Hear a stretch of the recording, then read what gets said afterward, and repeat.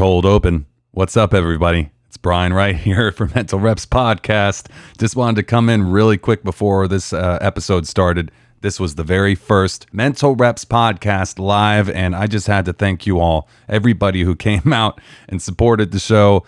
How fucking fun was that? I cannot wait to do more. Just so you guys know, when this starts, the audio was super sketchy for about like 7 seconds in the beginning, but it does get way better after that. This has to be my favorite podcast I've ever done because it was the first one we've done live. I was face to face with not only my guest, but all you guys. So great meeting you. If you guys are any indication of the fan base we're building here, I could not be happier. Nothing but awesome people came out. I gathered you all had a good time too from what you told me.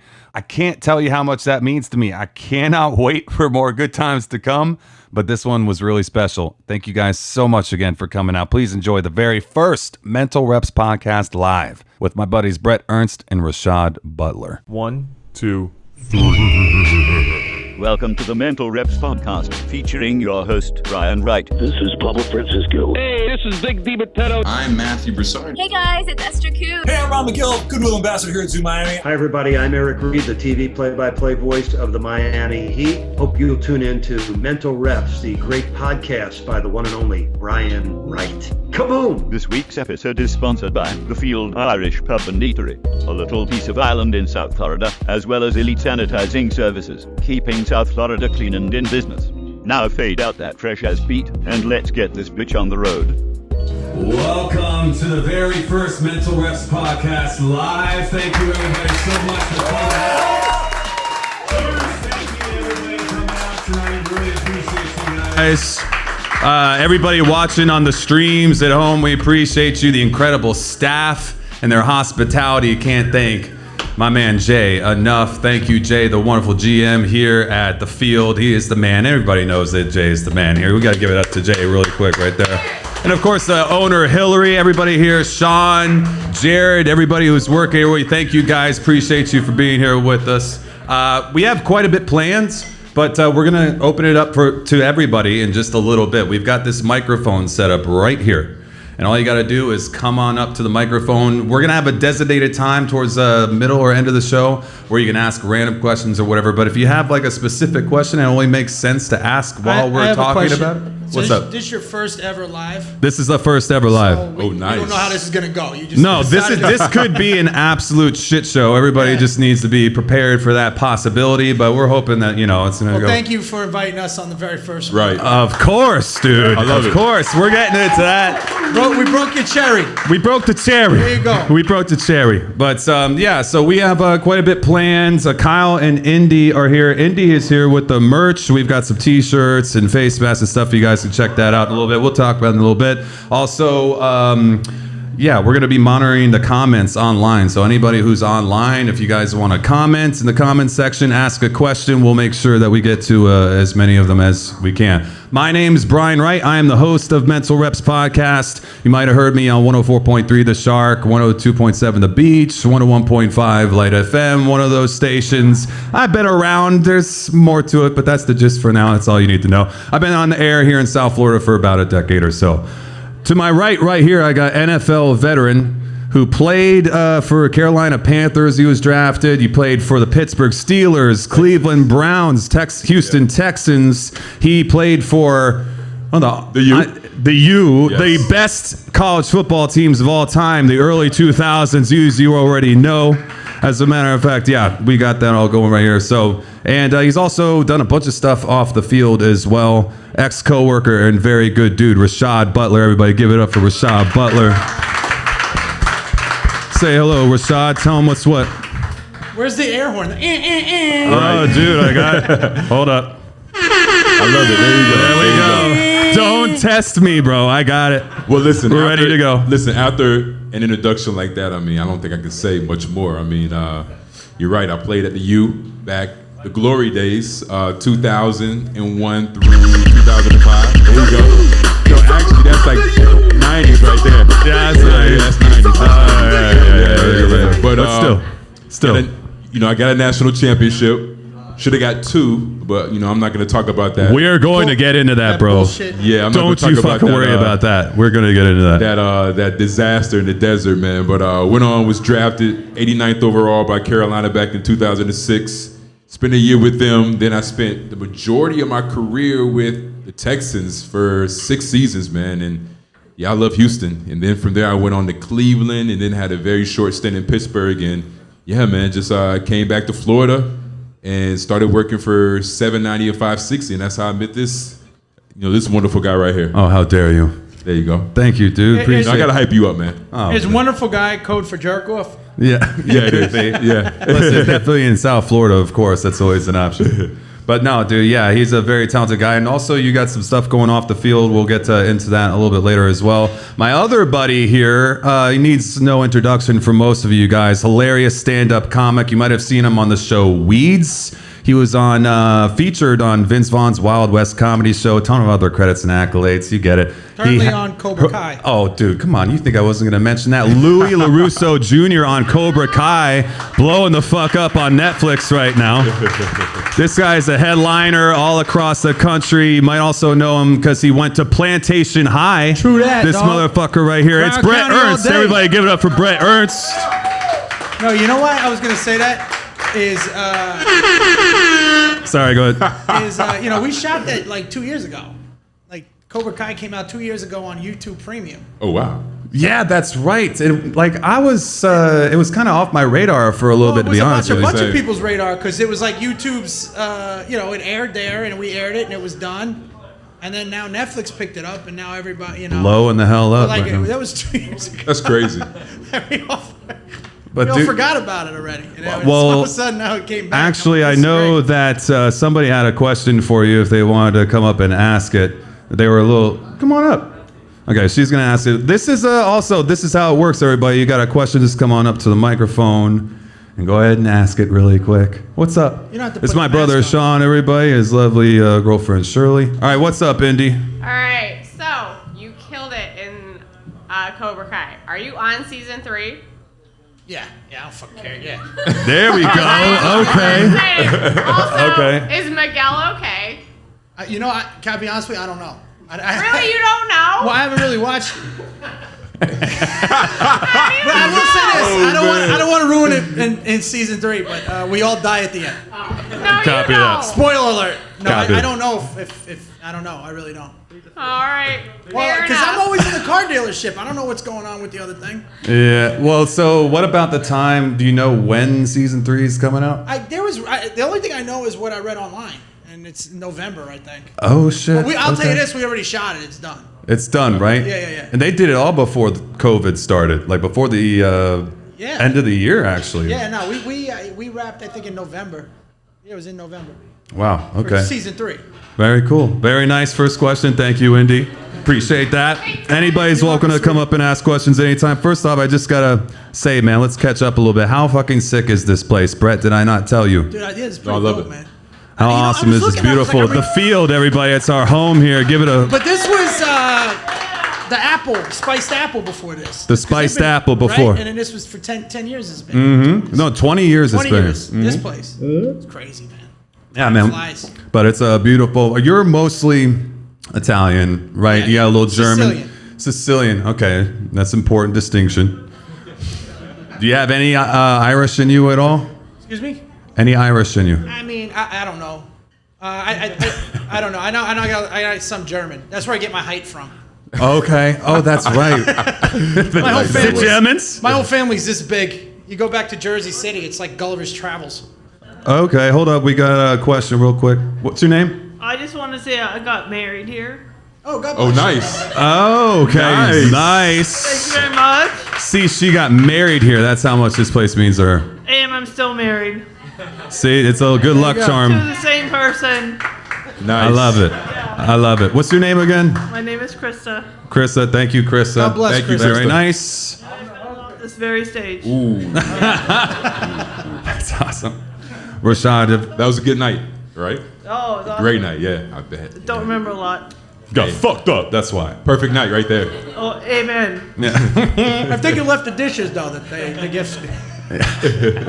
Have you ever had a Ancestry.com test? No, I haven't. Did you have one? Yeah. Okay, so you got like, because I think I'm like 60-something% Irish, 20-something% Scottish, and then the rest is like European. You guys trust that? Huh? You guys trust that? Stretch that? No, trust that. See, that's the thing is like they're sending me updates that are like they're totally different Well, from the previous. People don't trust that you're giving them, but I'm already in the system. That's what I said. Yeah. I'm like, I'm already in the system, dude. They got all my DNA. I first got in the system at 16, then I was in the system again at 21. Yeah. So I'm good. They got all my. They got my already. blood. They got my saliva. They got your semen. They got everything they need. Yeah. That took an interesting turn. Well, you were just in Vegas, right? What the hell were you doing in Vegas? I just bought a place, man. You bought a place in Vegas. I got out of LA, bro. I can't no more. That's what I wanted to ask you about, man. What is going on in LA? There seems to be this like mass exodus happening right now. The crazy state taxes. Yeah. People are sick of dealing with all the slums. Fucking place is on fire. Yeah, dude. And it started from a It's just- gender reveal. it's like Literally, that gender reveal gun is what's up. It's just I think that God's a little mad at that state, and he's taking it out. No, it's too damn expensive, man. It's just it got crazy, and then even what you get for your money, there's just shit everywhere.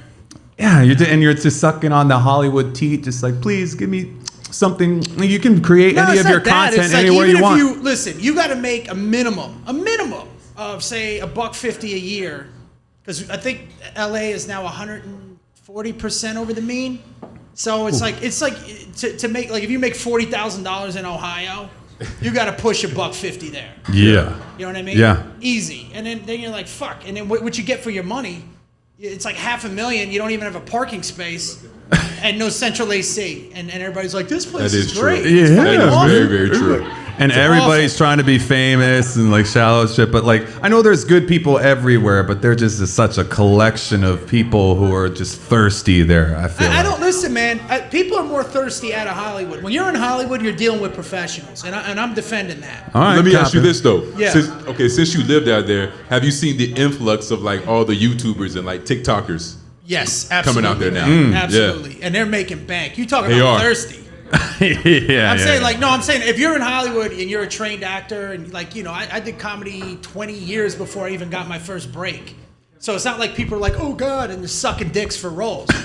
You're more likely to see that shit in Miami where you got like one opportunity. You didn't cradle Weinstein's balls a little bit not his, for that weed not show? his. That weed Ellen's casting? balls.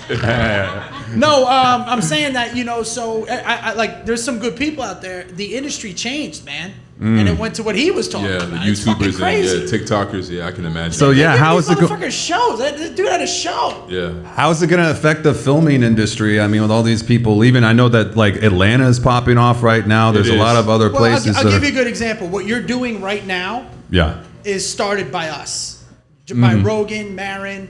So the comics changed everything. We built Hollywood from Charlie Chaplin to the sitcom to even the podcast. We're always ahead of the fucking curve. Yeah. So something's gonna come from this, but the way like TV is now is like the way celestial radio went. It just everything's gonna change. But you know what doesn't change? If you got a real talent and a real trade, there's always a value for that. Most definitely. You know what I'm saying? So that'll evolve into something. But like I would argue. And if you guys want to buy my motivational tapes, BretComedy.com. He'll be selling them. No, I'm just Brett saying. Comedy. You can be what you want to be. Yeah, dude, I love it. So you're moving to Vegas. I know that like Rogan's moving to Austin. He already moved to Austin. He's in Austin. Uncle Joey. What's the next hot spot? What's the next hot spot? The internet. The internet. You could be wherever the hell you want to be now. Yeah. You don't even have to be there anymore. My last 4 editions, I had to put it on tape. Everything's changed, man. So you don't have to be there. You had to be there 15 years ago. Yeah. You had to be. And I imagine that you being there these last several years, it was like useful. You got to like cultivate good relationships out there, meet some people and whatnot, that you'll be able to take that with you. I've been in a comedy store since '99. And then Mitzi Shore, man. Yeah. I mean, Mitzi was one of the ones that originally passed me at that time. So, we all grew together in that room. And I can't explain it to anybody, but unless you've been there and you've seen it, it's just it just cultivates stand-up. The best analogy I can make is Peter Luger's in Brooklyn. The reason why the steaks are so good is they haven't washed that pan in like 80 years. Right? Because it's a cast iron pan. You're not supposed to wash it. So all the flavor is in it. That's what the original room is. Like when you're on that stage, that's the same stage prior worked out live on the Sunset Strip. That's crazy. So that room has been comedy for over 40-something years. It's in the walls. It's everywhere. And then you sit in that room and you work and you tighten your craft and you don't network. You're growing. It's like what you do. You're not networking at a Division I football team. True. You know what I mean? You're playing with the best to be even better. Correct. You know what I mean? There's no Coach, hey here's guys, my card. listen, if you get drafted by the Texans, but you do build those relationships and you work your ass off. Oh, we got a question. On that note, Frankie here. who was in your class of '99 around the Comedy Store? When I came in, it was me, Sebastian Maniscalco, Sam Tripoli, Ian Edwards, Caparulo, Ahmed Ahmed, Steve Byrne, Brian Callen. No, Callen was before us, but he was already doing Mad TV and shit. Like he wasn't working on the stand-up then. Like he was already acting. Then he came back to the mic.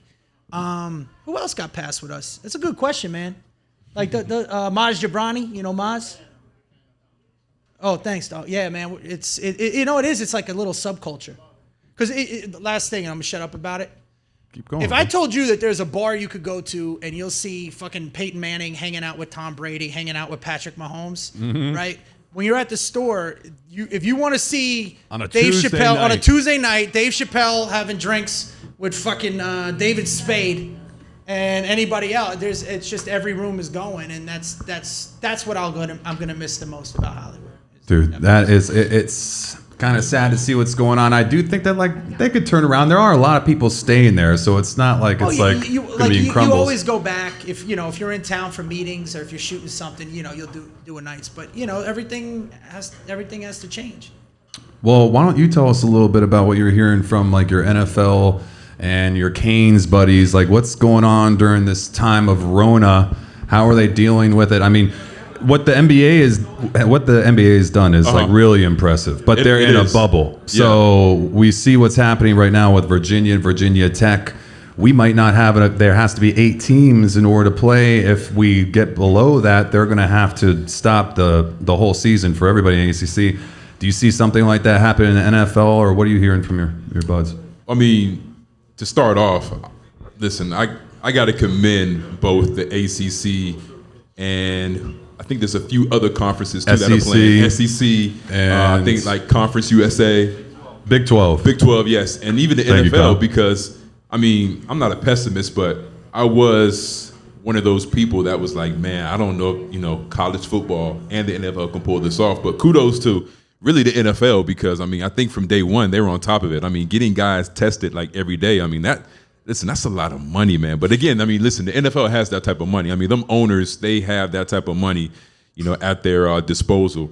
But I mean, with college football, I've been more impressed with them because, these universities, even though they have the money, they're not really going to dish that type of money out. But still, to have these kids getting tested, I think it's every 3 days, and to have these kids even assume the responsibility because I think of how I was back at like 18, 19. Yeah, I mean, man. Listen, I don't want to sound reckless, but if COVID was existent back then, I mean, I don't know if I can have, I guess, the wherewithal to go back to my dorm room and not be trying to chase. Trying to hit up a little wop. Get after a little wop. Exactly. You know what I mean? I mean, like you're barely wearing rubbers in college, let alone a fucking mask. That's something I want to ask you about, dude, is what is like NFL pussy like?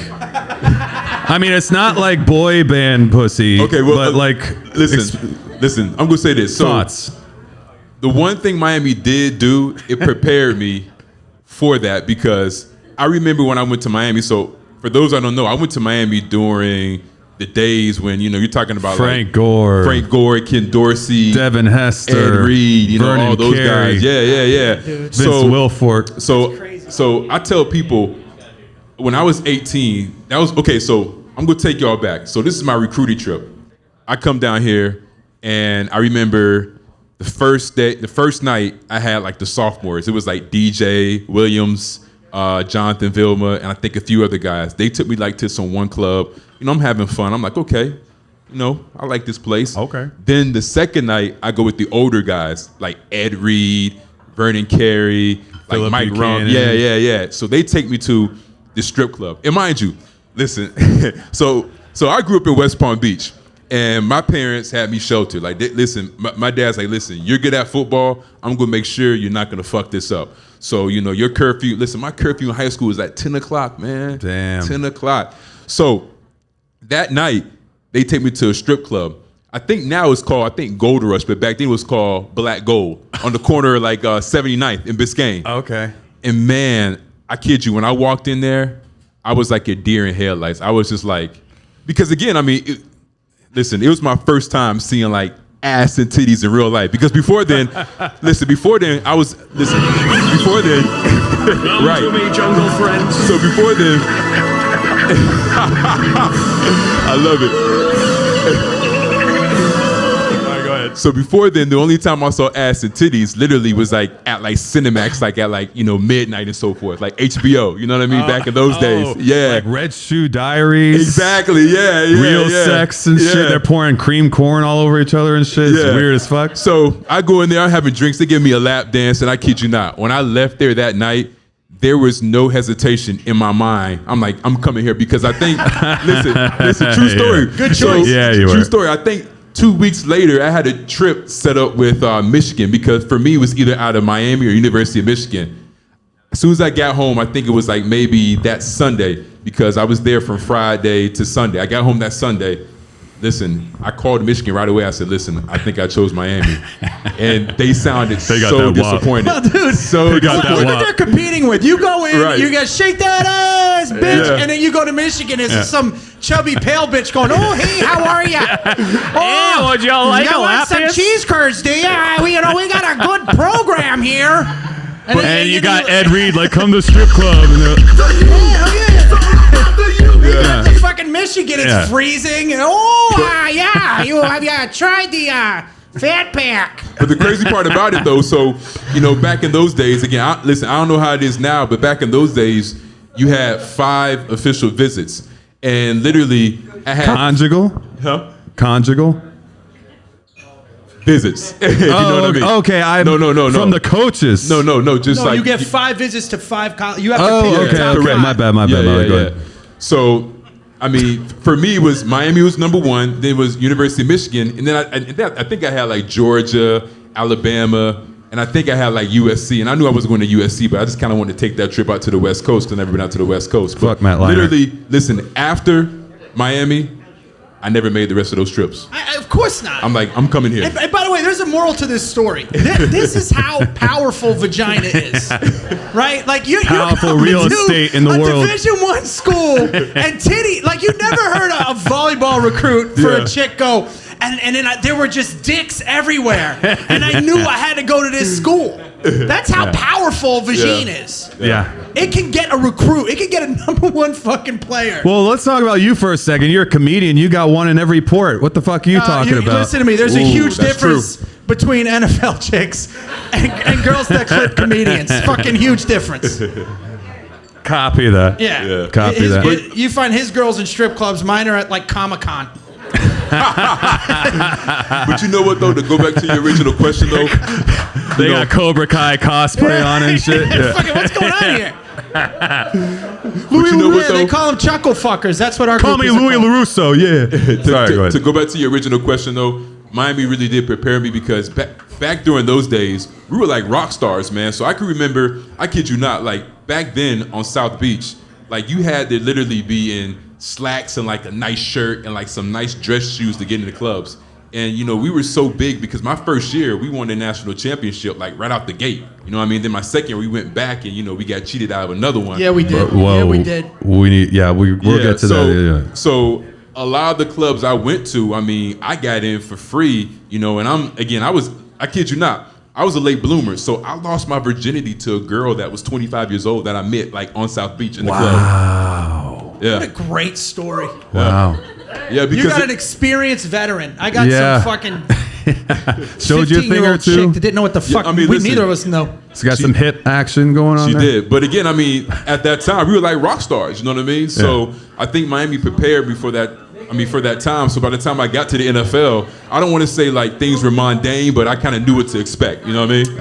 Okay. Yeah. You had an education at the There you U. go. Like, Dude, There you I'll go. tell you though, man, that you're right. Because I always argue this with people. They'll say, "Are you a Dolphins fan?" I'm like, that ain't Miami's team.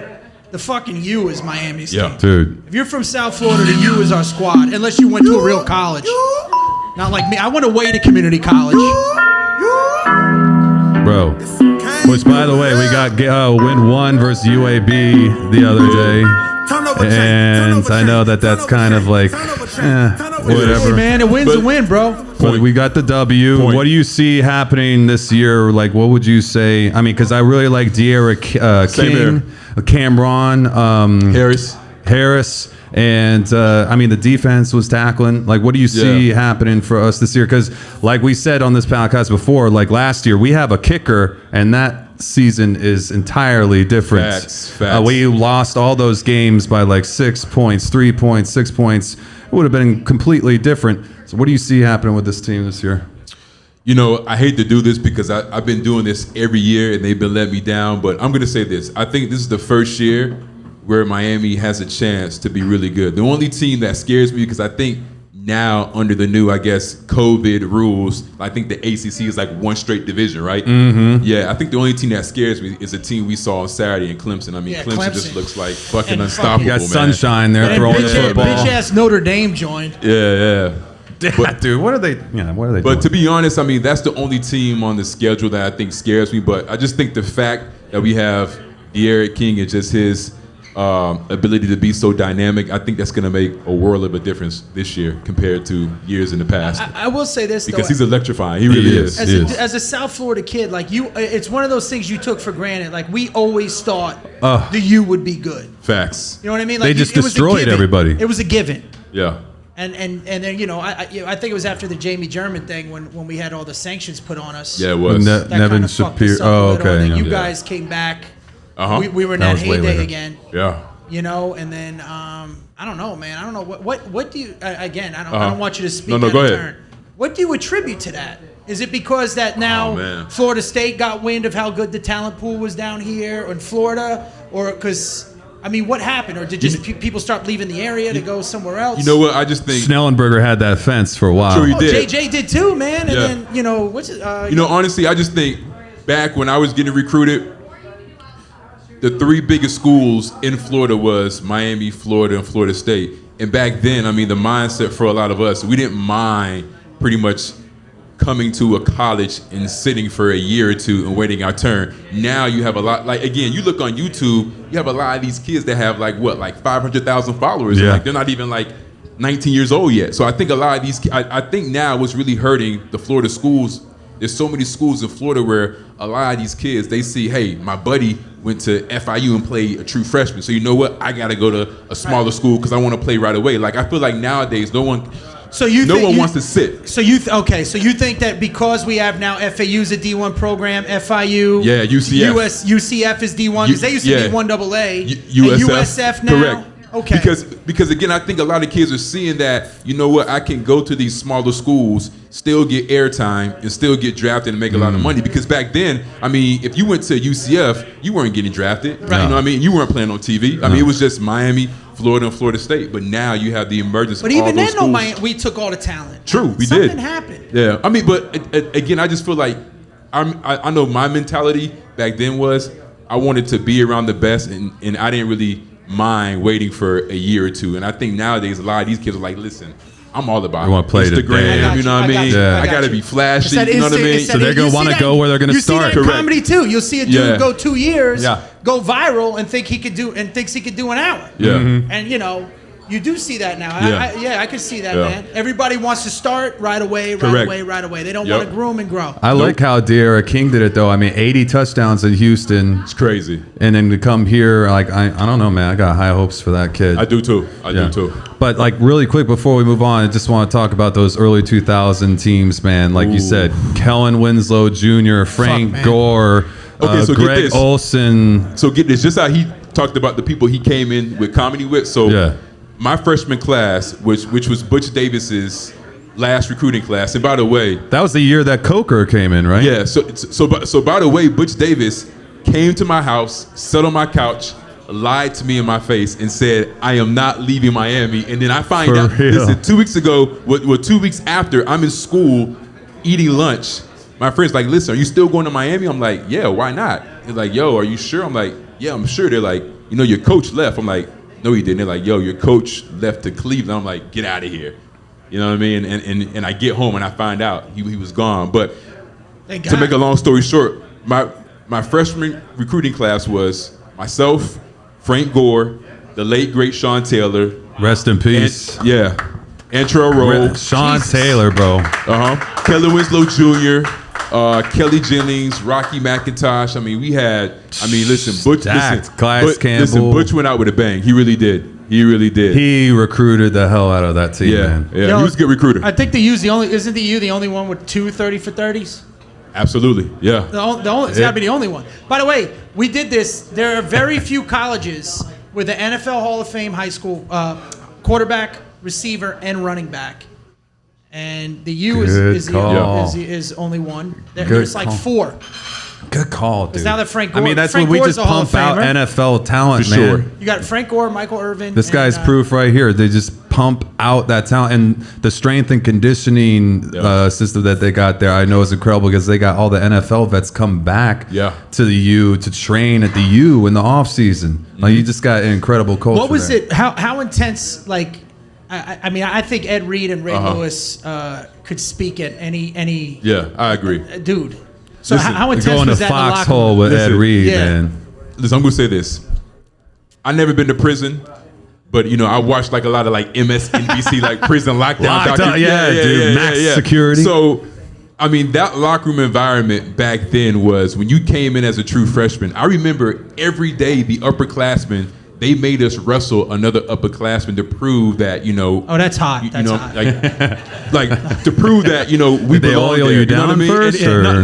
It kind of felt like a prison yard atmosphere. You know what I mean? Because tell me more about this. Tell me more. Listen, I kid you not. Like, there were days where I'm like, fuck, man, I kind of walk. I got to walk in here. I got to wrestle somebody. But that's how it was, man. But again, it groomed us, and I think for us younger freshmen, it really made us appreciate putting that U on the helmet. And I think over the years, that appreciation was lost because back then hazing was allowed. Now I'll say this: they never got out of line. Like, they never made us do anything crazy.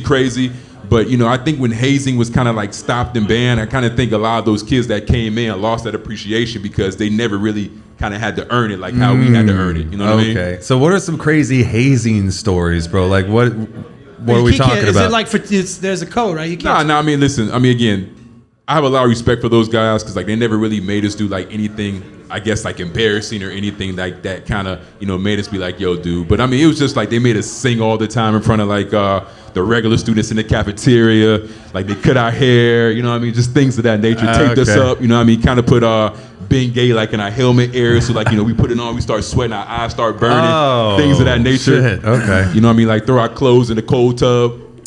Okay. Things like things See, like no, that. but I do agree with that too.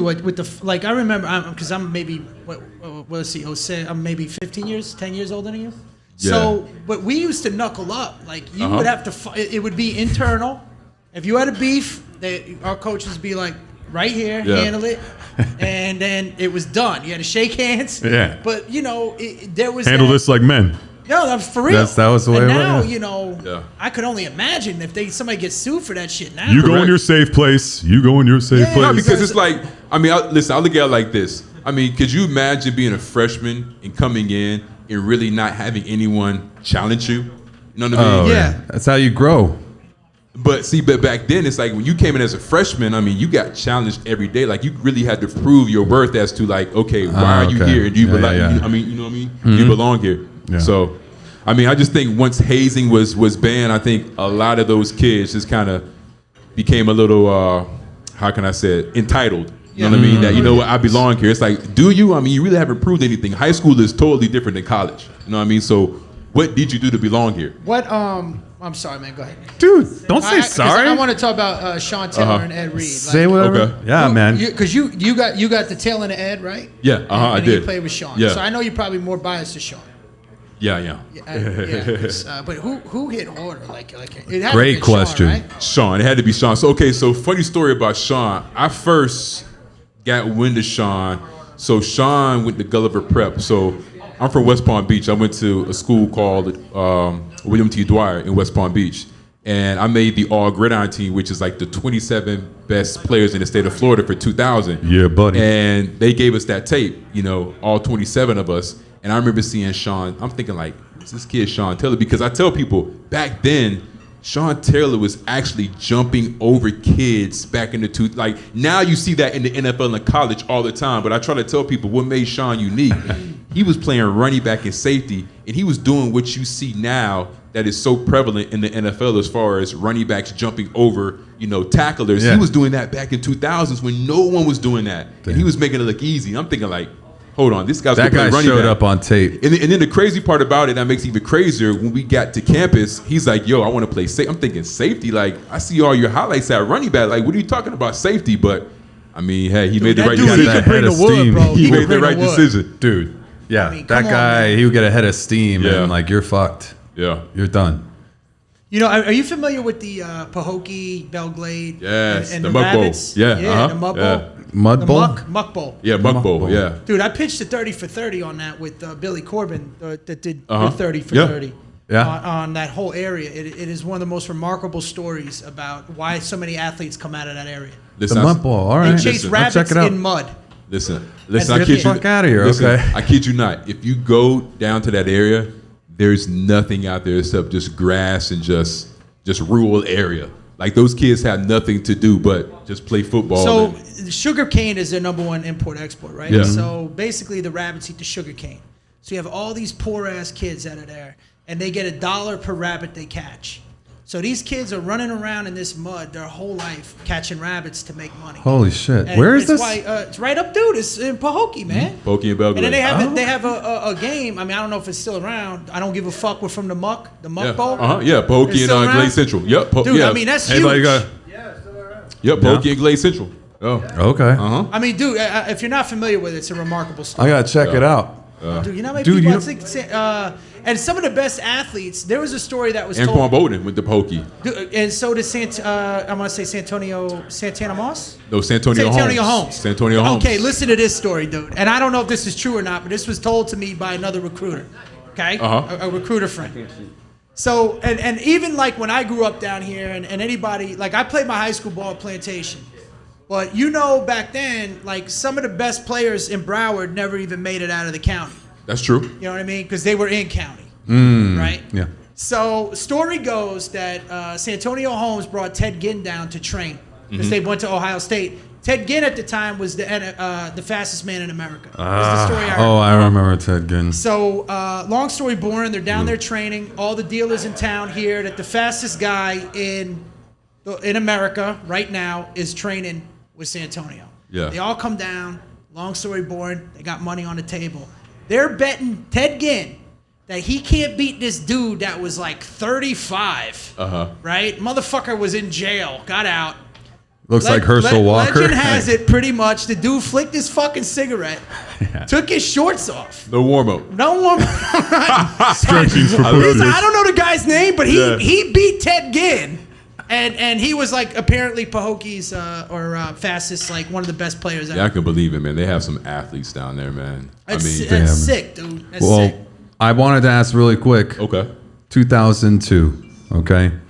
You got sweater vest transition lens motherfucker on the other sideline. Ohio State Jim Tressel. Yeah, Jim Tressel. Okay. The ref who made that call was an Ohio State alum.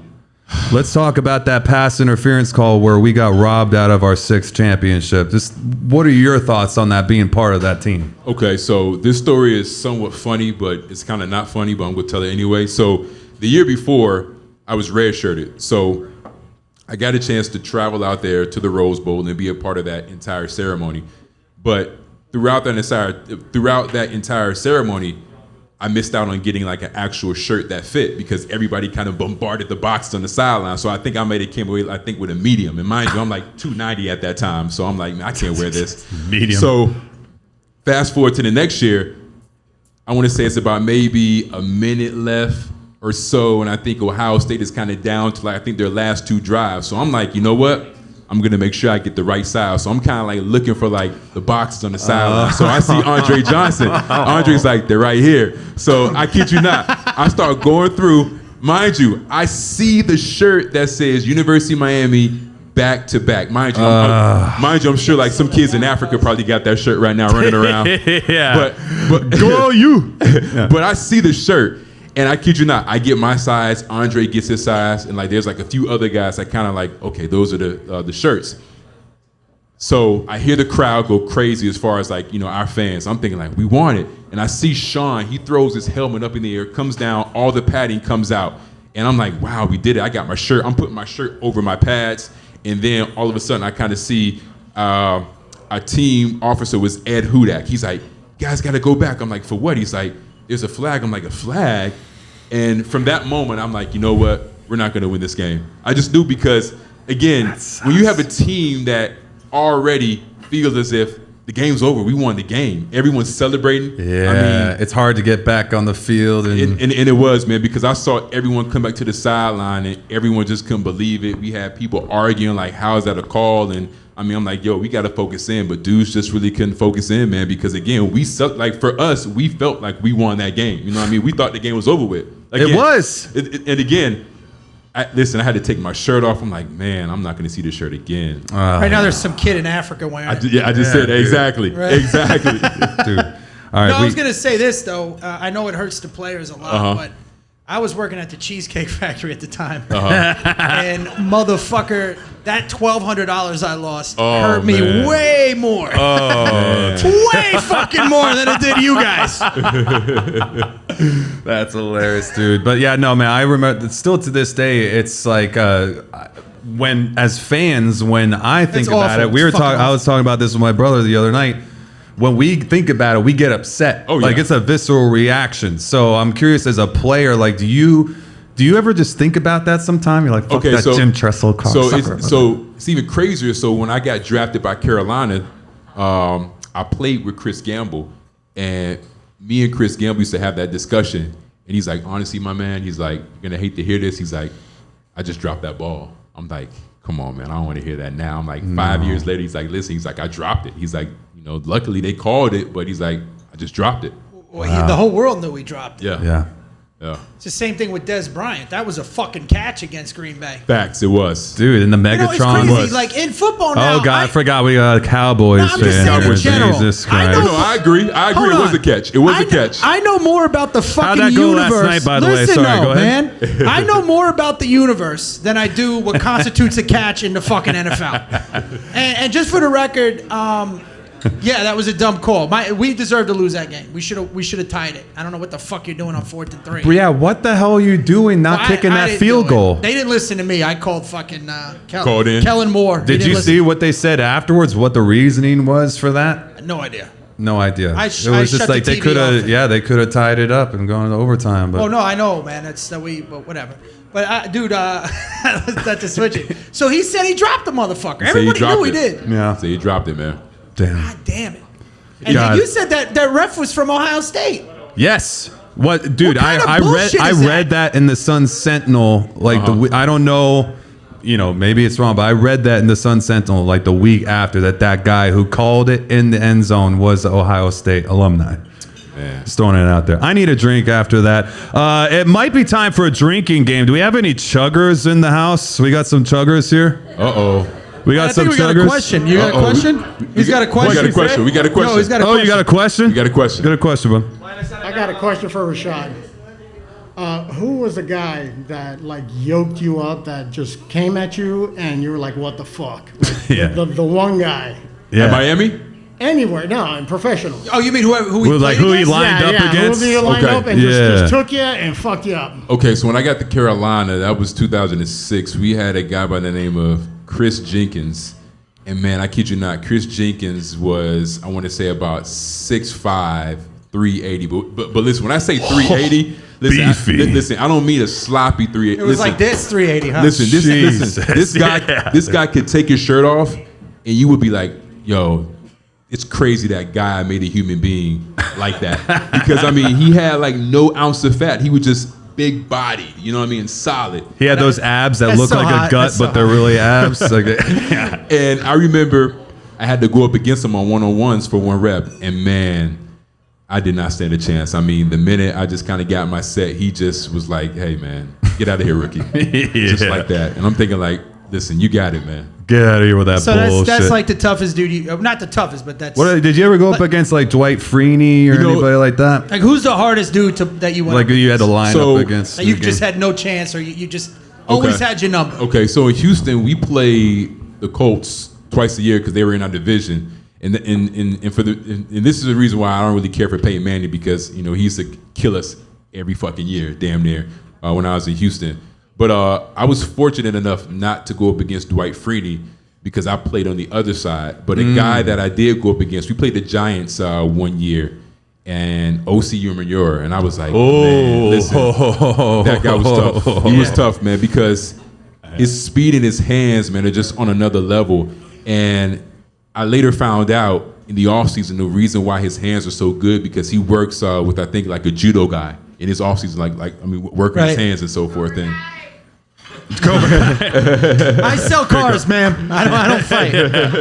Is this the asshole you beat the shit out of? Sorry, yeah, man. But to me, that was like, I would say probably another tough guy outside of Chris Jenkins. But as far as powerful, hands down, Chris Jenkins. I'll say this: the coolest teammate I ever had, and a lot of people may not believe this, was Steve Smith. Listen, man. Dude, I listen believe to me, that. man. I sing his praises all the time. Dude, he's a dog. He's and I don't mean this in a disrespectful way.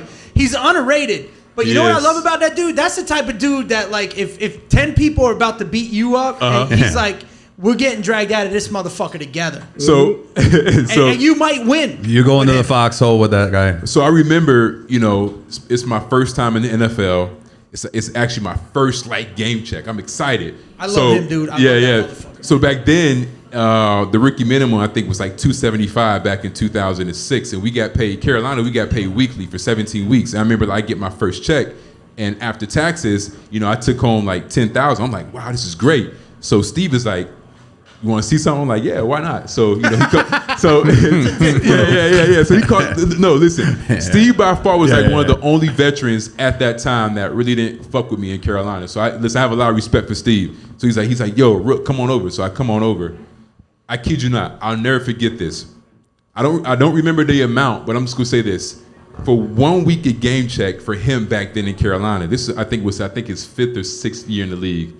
He had enough to where if he wanted to go out and buy a Bentley and have some more money left over, that was just his game check. For one game. That was for one game. So mind you, I'm seeing 10,000 out of college. Like, wow, this is everything. You know what I mean? Because in college, you're broke in college. Like, you're dead broke. Course, so I'm thinking like 10,000. I can go to the mall. You find $20 in college, it'll change your fucking life. Listen, I'm thinking. Listen. I can go sunglass hut. I'm gonna get some shades. I'm thinking I can go to the mall, buy some sneakers, clothes, and I have a question. I see his check. I'm like, yeah, maybe not. You know what I mean? Like, that's next level. Let's say you're going up against a dude and he's just dominating. What do you do? Do you I know, like, back in the day? Yeah. I know you hear like those old ass like 1950s and 60s dude where they're like, yeah, you cut him, you fucking stab him. You know, like there's always something crazy. What do? You just take the ass poke his eye out. Do you say, hey, look, I need help, or do you cheap shot him, or do you let him know? You high low him? I mean, what the you hold him and you hope nobody notices? Or? So I have a phrase. So I call that. We used to call that being in the Matrix. You know what I mean? Where you feel helpless. Oh, okay. Listen. At that time, I feel like the only thing you can do is just hold on for dear life, man. Really? Hold on for dear life. I mean, listen. Just try your best to stop the bleeding, man. So O.C. Umenyiora, whatever. He had you in the Matrix. He didn't have me in the Matrix, but there were a few plays I was like, man, like this guy is grown man on my nerves. Grown man strength. And do you jaw? Like, I know you guys jaw because there's always jawing. But you know what? I never really was the type of player that talked a lot of shit, but I remember vividly my college teammate Eric Winston was on the other side, and we played the Dolphins one year. I think it might have been when they had Joey Porter in 2008. And our fullback, he was a big talker. And Eric was like me. Eric really wasn't a big talker. And him and Joey got into it. And I never forget, man. It's so funny. We come back to the huddle. Eric says to our fullback, Vonta Leach, he's like, Vonta, Stop talking to him. Like, listen, you don't have to go up against him. I do. Yeah, you're pissing him off. Shut the fuck up. And listen, in my head, I'm laughing. I'm like, this is so funny because anyone that knows Joey, man, Joey can bark for days, man. Like that's who Joey is. You know what I mean? He can bark for days. I mean, come on, he like set the standard. He's like an NFL version, like Gary Payton in the NBA. I know was a big shit talker. I feel like Joey Porter was right. He was back in his heyday, man. I love it, dude. Hey, listen, we got I feel good about it. We're gonna take a little break in a couple minutes, but first off, I want to do a chug off. All right, so Jay, you got to come up and operate this bad boy. Sean's talking all kinds of shit like he's never been beaten. And I figure that we can have like teams and we'll have prizes for the winners. If you win, you get a Mental Reps t-shirt. If you come in second, you get a face mask. We got a couple other prizes like magnets and t-shirts we will give out to anybody. Those are some sick prizes, Brian. Thank you, dude. Also, we've got a gift card. Hey, guys, if you win, you get a thumbtack. Yeah, you get a thumbtack. You get a t-shirt there. And you get a gift card from the Fields. You're going to get a gift card for... Not only that, guys, if you come in first, you get a fucking coaster for your drink. Yeah, God bless. Knock on wood. God bless. Fuck you. Okay, let's keep going here. Jay, if you could bring up some beers. Who wants to chug off here? We're gonna have a little competition. Oh, yo, what up, Vic? How we doing over there, Vic, John? Where we got our chuggers at? So Sean, bring the beer here, man. This guy right here. And what we're gonna do is you guys can stay at your tables, but we need to be able to see you. So we're gonna get how many do we need? If you're gonna play along, raise your hands. We got 1, 2 from Sean. Turn over chain. Can we say something else? Of course you can. It is fucking awful how these other teams are trying to come up with their version of the turnover chain. Yeah, oh my God, dude. The backpack was FSU, fucking cringy. the backpack. That was the worst. That was the worst. The backpack was the worst. And that's your rival. And that's your rival. That is just god awful. Okay. That was the worst. Am I chugging this? Fun. Yeah. Just get rid of this. If I gotta chug this, you gotta get rid of that. All right. Rashad, you're not drinking? I have to perform tonight. All right, Indy, if you want to come and grab this guy right here. Be my guest. All right, we got Sean here. I'm good. Oh, we gotta let it settle for a second. We gotta let it settle.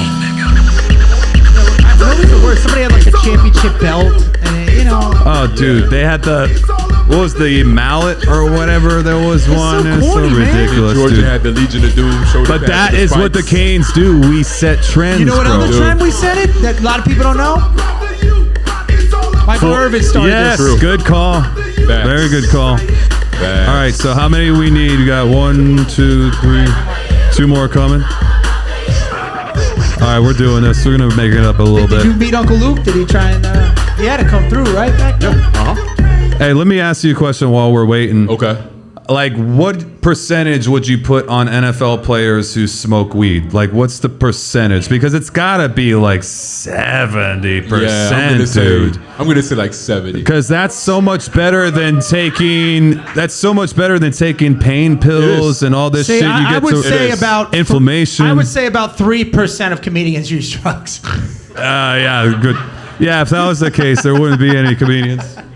All right. Less than that. All right, do we got everybody here? Oh, you're in?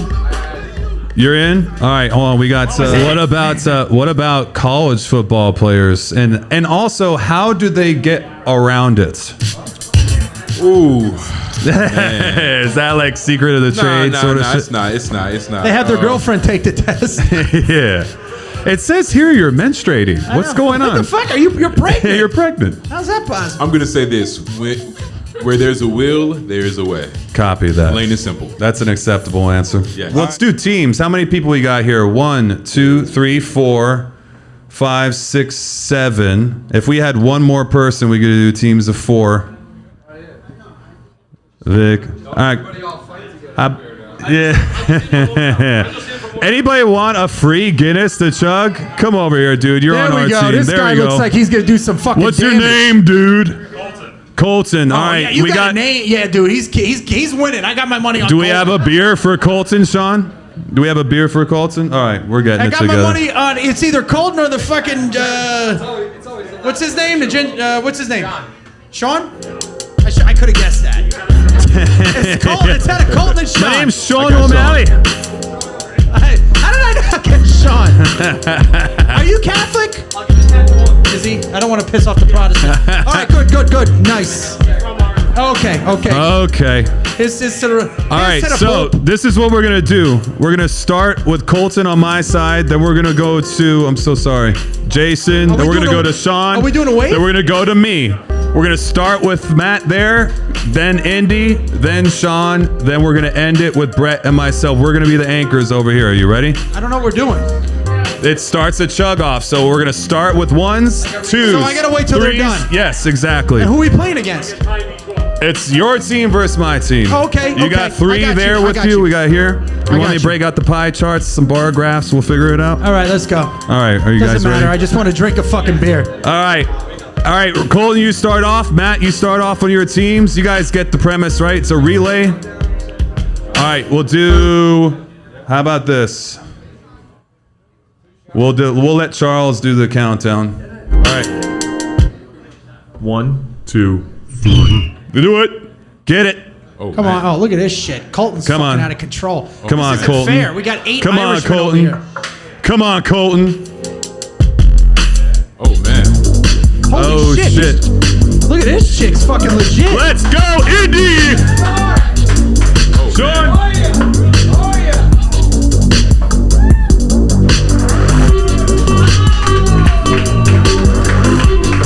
I got a little on here, but it's okay. That's all right. Actually, you know, all I'll have to do, I'll just go and get a fresh extra large Mental Reps t-shirt over here. I'll just replace my t-shirt. Thank y'all for participating. All right, here's what we're going to do. The winning team, Colton, we got to figure out who gets the first prize, second prize, third prize. We'll do that in a halftime. Guys, I lost that game for us. I lost it for us. Dude, it's okay, bro. It's okay. I haven't chugged a beer, I don't think, ever. Yeah, look, I just dude, what's funny is just a little bit of Guinness on a white shirt. That's right. That's why I wore the black t-shirt. You're By done. the way, Yeah, smart man. representing Steel Knuckle Customs out in Boynton Beach. Very nice. If you guys have a Harley Davidson and you want to make it look nice, go talk to JT. That's my homeboy. I love it. And also, if you guys, thank you, Indy. Also, if you guys, we all love coming to the field, but if you're staying home at night and you want to do an online order, just go on thefieldfl.com, enter reps20, and you'll get 20% off your entire online order. I mean, it's 20%. So take advantage of that shit. Also, we got ESS, Elite Sanitizing Services. They sponsor the show as well. We got all their info. We want to appreciate How great would that be if I just projectile vomited right now? Ooh. I think it would mix it up a little bit, add a little flavor to the situation. What do you think, Jared? Jared? Closer. I'll wait till the end of the show. Wait till the end of the show for that. All right, everybody, we appreciate you coming out. We're going to be right back with the second half of Mental Reps Live. Thank you so much for coming out, everybody. We appreciate you. We'll be right back. We'll be right. If you ever go to a stripper's apartment, well, I'll wait. All right, everybody. We are back. Kyle, are we rolling over here online? Hey, Kyle. Hey, Kyle. Oh, get over here. Do your job. What are we doing over here? Everybody's just making sure we're online. Just making sure we're online. Kid, go walk around the block. Go do your job. God bless. Brett, talk some shit.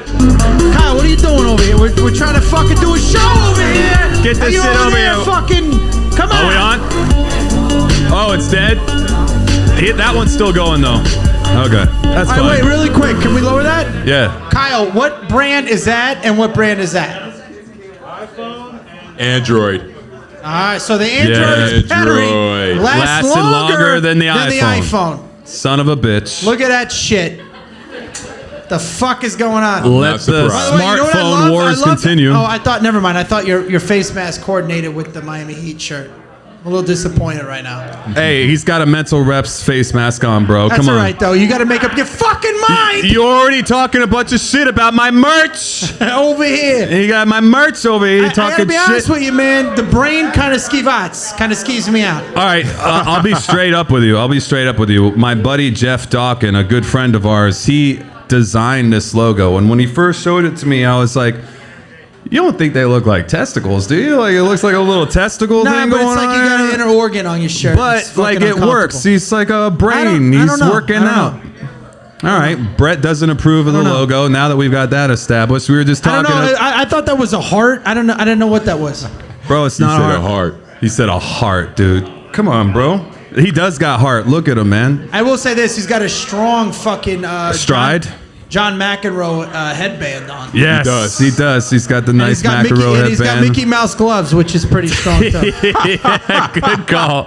Yeah, good call on the Mickey Mouse gloves. Man. I didn't even notice that before. He does have Mickey Mouse gloves on. If anybody wants any Mental Reps merch over here, we got T-shirts.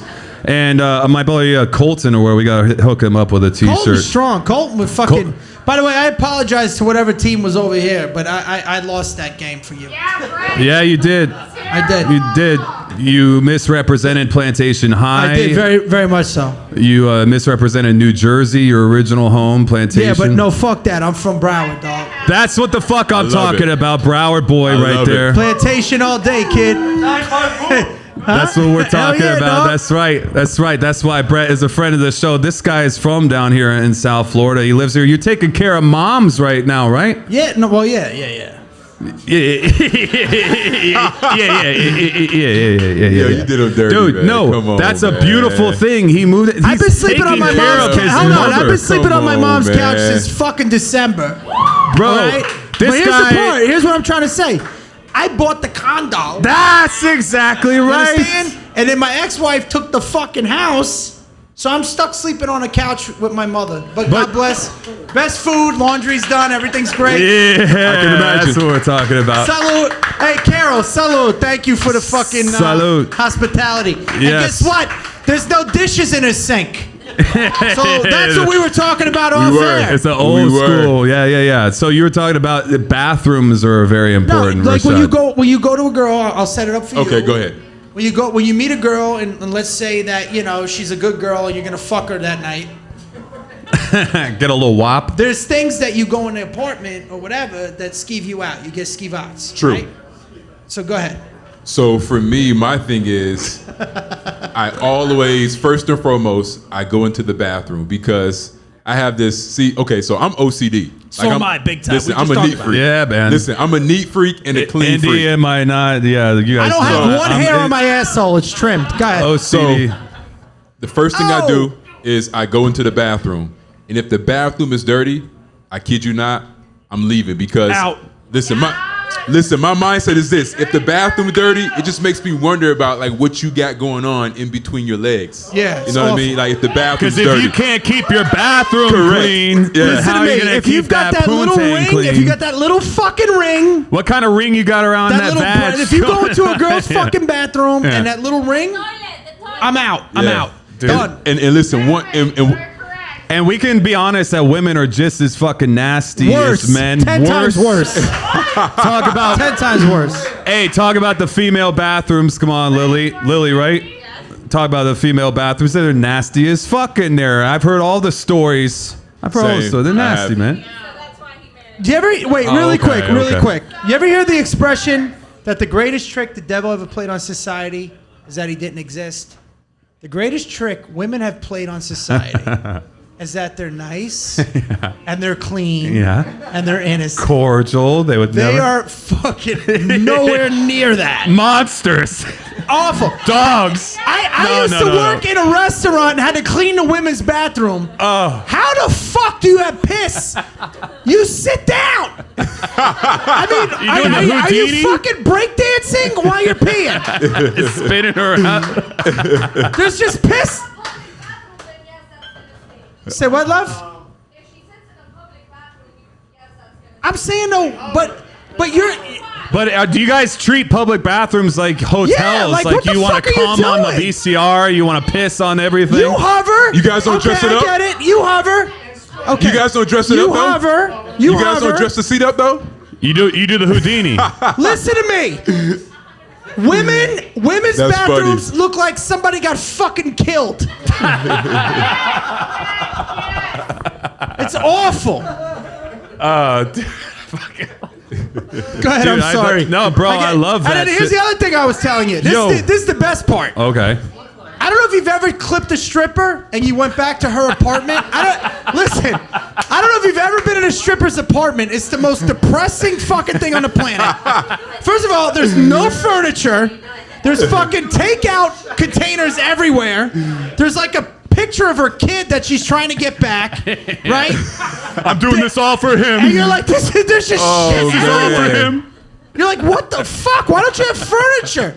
You're making $8,000 a night and you can't afford a couch? Where's it going? Bitch, huh? I'm sleeping on a mattress with no box spring? I'll fucking kill everybody. That's classic right there. I'm amped up right now. Are the Giants still winning or no? I love amped up Brett. I love amped up Brett. Right. Matt, you got a question? So I have a question, man, and I'm sure there's a good story behind it, but how do you know so in detail what a woman's public bathroom looks like? You missed the setup, bro. You missed the set. I used to clean. I was walking up here. No. When I brought it up, I used to clean bathrooms.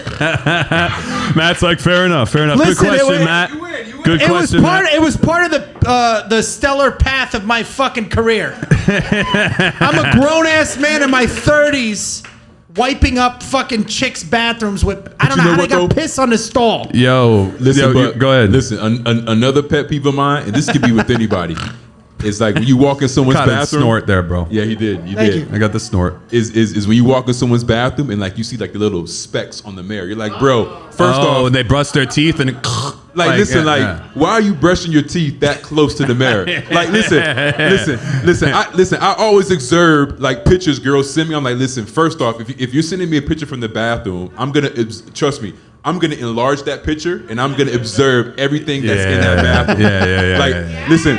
I am so anal like that. I really am. It's weird, but I am. That's me. I get it, man. It's like it's like we were saying before. Like one little thing that you notice about somebody, it can kind of paint a picture for the rest of their life, and you're like, oh, she can't keep her bathroom clean. No, it's just dirty. Realize like a human being. Facts. Yeah. How about this one to the men out here? Get a fucking pedicure. I'm serious. It's fucking gross. Yeah. Get your fucking. There's nothing worse than dirty a dude's toes. Dirty toes. Yeah, you ever see like a dude's toes? They look like a fucking shovel. An immigrant's mouth. You know what I mean? It's like all fucked up. It's yellow and crack. Seriously, man. He looks like Jafar when he's the old man. Have some self-respect for yourself. Yeah. I agree, man. I'm sorry. I get Take care of your toes. Take care of your toes. Take care of your fucking toes, you filthy, like that one. you pagan, filthy, godless animal. You smell like wet dog. But so you were talking about you had to clean toilets. You were talking about grinding when you were coming up. Okay, so what this podcast? He never came up like I can. You let him. No, I'm saying he's God bless because he's got talent. God bless. All right, he wasn't delivering pizzas at 34. That's true. I wasn't. In a 97 Ford Escort that didn't make less. All right. So he had a different path. That's what we're getting to. He was retiring with a good fucking chunk of change. Okay, but this is the thing. This podcast is all about is like overcoming obstacles, like living up to your potential. Because I didn't know that when we were chugging beers. This is part of it. I didn't know that your podcast was this inspirational. You've been on this podcast before. I know, but I didn't know that this was. If I would have known that an hour and a half ago, I would have chugged the beer and got beat by a fucking ginger chick. This is what we're so talking about. Is that it's a beautiful blend of all these things. We always have comedians on.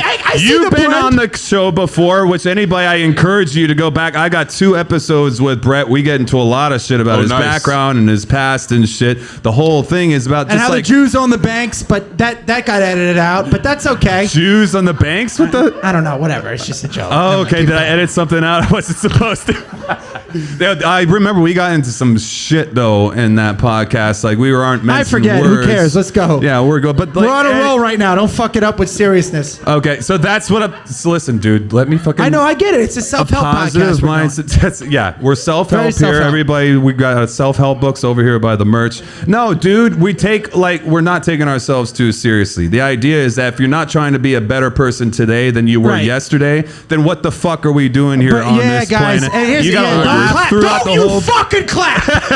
Listen to me. Listen to me. I love it. I have a villain. He's a built-in villain. Go ahead. I jerked off 3 times today. Okay, this is not I'm not a great fucking self-help guy. I got issues. No, the here's the thing is that everybody has their shit, right? True. And you are a successful comedian. This is an NFL player here, an NFL vet.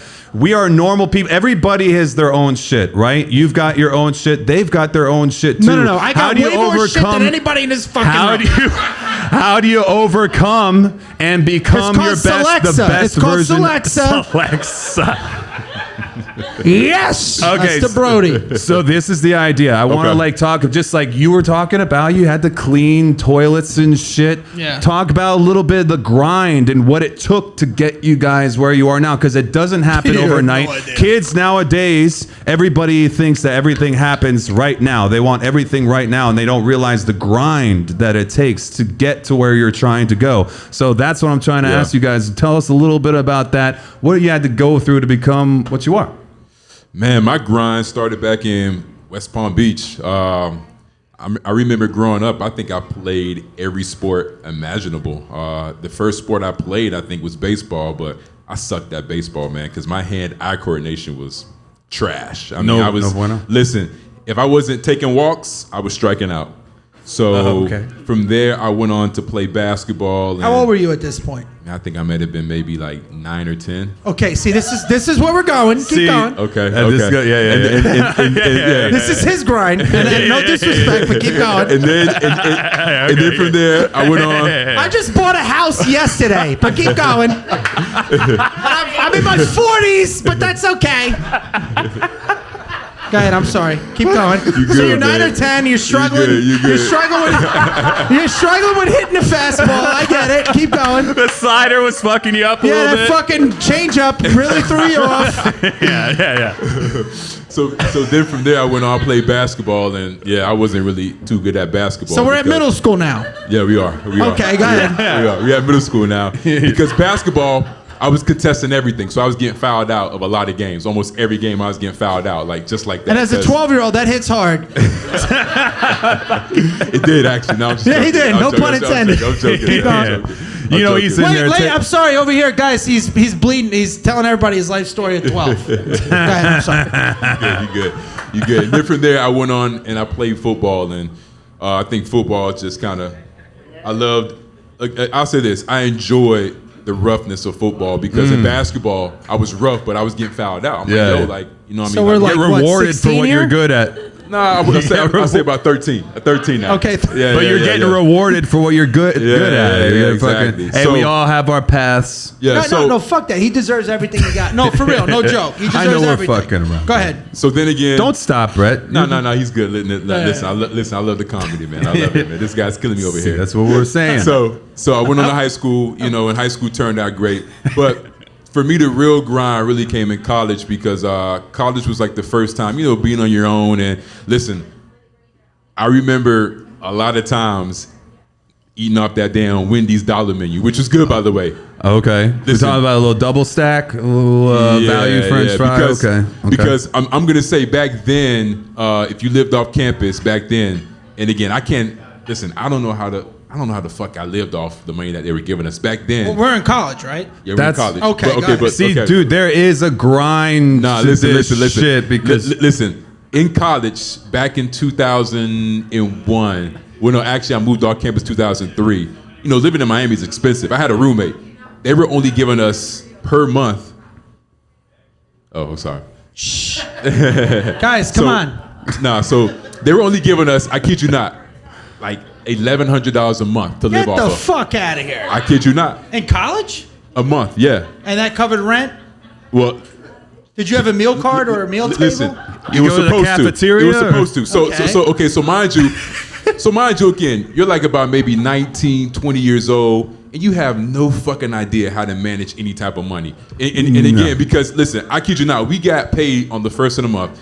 A lot of us went out to the mall, bought like clothes. Listen, I kid you not, I remember when the Sidekick 2 came out. I remember. I love you right now. This is so awesome. Your feet, by the way, I love what you're doing. We're going to talk about this.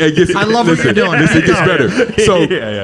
So that specific time, I remember the Sidekick 2 came out. Everybody's getting a Sidekick. I'm like, listen, I can't be the only one without a Sidekick. So I remember, like, my roommate and I, after we split, rent and like cable and all that good shit. I remember I had, kid you not, $450 left over to last me, like, I want to say maybe 20 something days. So I'm young. It's either you buy the Sidekick, which I think was like $300 at that time, and you only have $150 for like 20 something days, which doesn't make any sense. By the way, this sounds like you. Go ahead. Or, you know what I mean? You do the smart thing, you pass on the Sidekick, and you probably get made fun of because, you don't have the Sidekick too, like everyone else has. So getting made fun of is way worse than living out of your fucking car at 32. So being young, being like I think 20 at the time, I did what any 20-year-old would do. I got the Sidekick 2, and I remember for the rest of the month I was eating Fruit Loops for fucking dinner. And ramen. Ramen and fucking Vienna sausages and things of that nature because I chose to get the Sidekick 2. But you know what? I didn't give a fuck because I was a cool kid because I had the Sidekick 2. By the way, did you ever see? I can't eat, but I got that Sidekick 2, though. Exactly. Did you ever see when Dr. Evil goes to therapy after and he's like, I luge that this is my turn. When I was 21. My father was in Belgium. He was into luge. But but to be honest, when I think back on the struggle though, I mean, for us, it really wasn't a struggle because a lot of us were going through the same thing. Like a lot of my teammates, I mean, I remember like a lot of them coming up to, our apartment, or we're going down to their apartment, and we're like, "Yo, dude, I mean, what do you have? Like, you got Fruit Loops, Cinnamon Toast Crunch. Like, what do you have? Like, you know what I mean?" Yeah. So, it was just like that Cinnamon Toast Crunch, though. Oh man. Oh. Yeah. But Cinnamon Toast Crunch. But it's just, it's funny because I don't know how it is now to be in college or to be like, I guess, a student athlete. But back then, the struggle was real, man. Because I think back then we only had, 14 meals. I think like a week. And, a lot of us being football players, I mean, you run through about 4 meals for one day. Yeah. You know what I mean? You got to get those calories in there. Yeah. So, I mean, listen, I eat a lot of especially bad shit. offensive linemen. Holy shit, dude. And I wanted to actually really quick. That's a lot of Captain Crunch. So this is also something I remember. I think we talked about this once. When you got into the NFL, you were like 286, something like that. And you get to the Carolina Panthers and they're like, you need to put on weight. Yeah, correct. And you're having a hard time putting on weight. I think I was about maybe 24. And it's because what was that like to have to put on weight? He has a disease. He has a disease. You know what, though? I remember reading about this. I swear on everything. Not Crohn's. What's it called? Colitis. Colitis. I remember reading about this, dude. Yeah, man. Yeah. And once they cured it, you were able to put the fucking weight on. Dude. Yeah. When you got to Houston. Okay, now it's getting real. Keep going. No. So. By the way, this is fucking amazing. No, I remember reading about this. Yeah. No, so it's crazy. So I found out when I was in Carolina. It was actually after my rookie season. I want to say, I think maybe that off season. I started to notice I was using the bathroom a lot and I had like blood in my stool. I'm like, yo, what's going on with me? Because again, this was something like I never experienced in college. Yeah. And I was losing weight.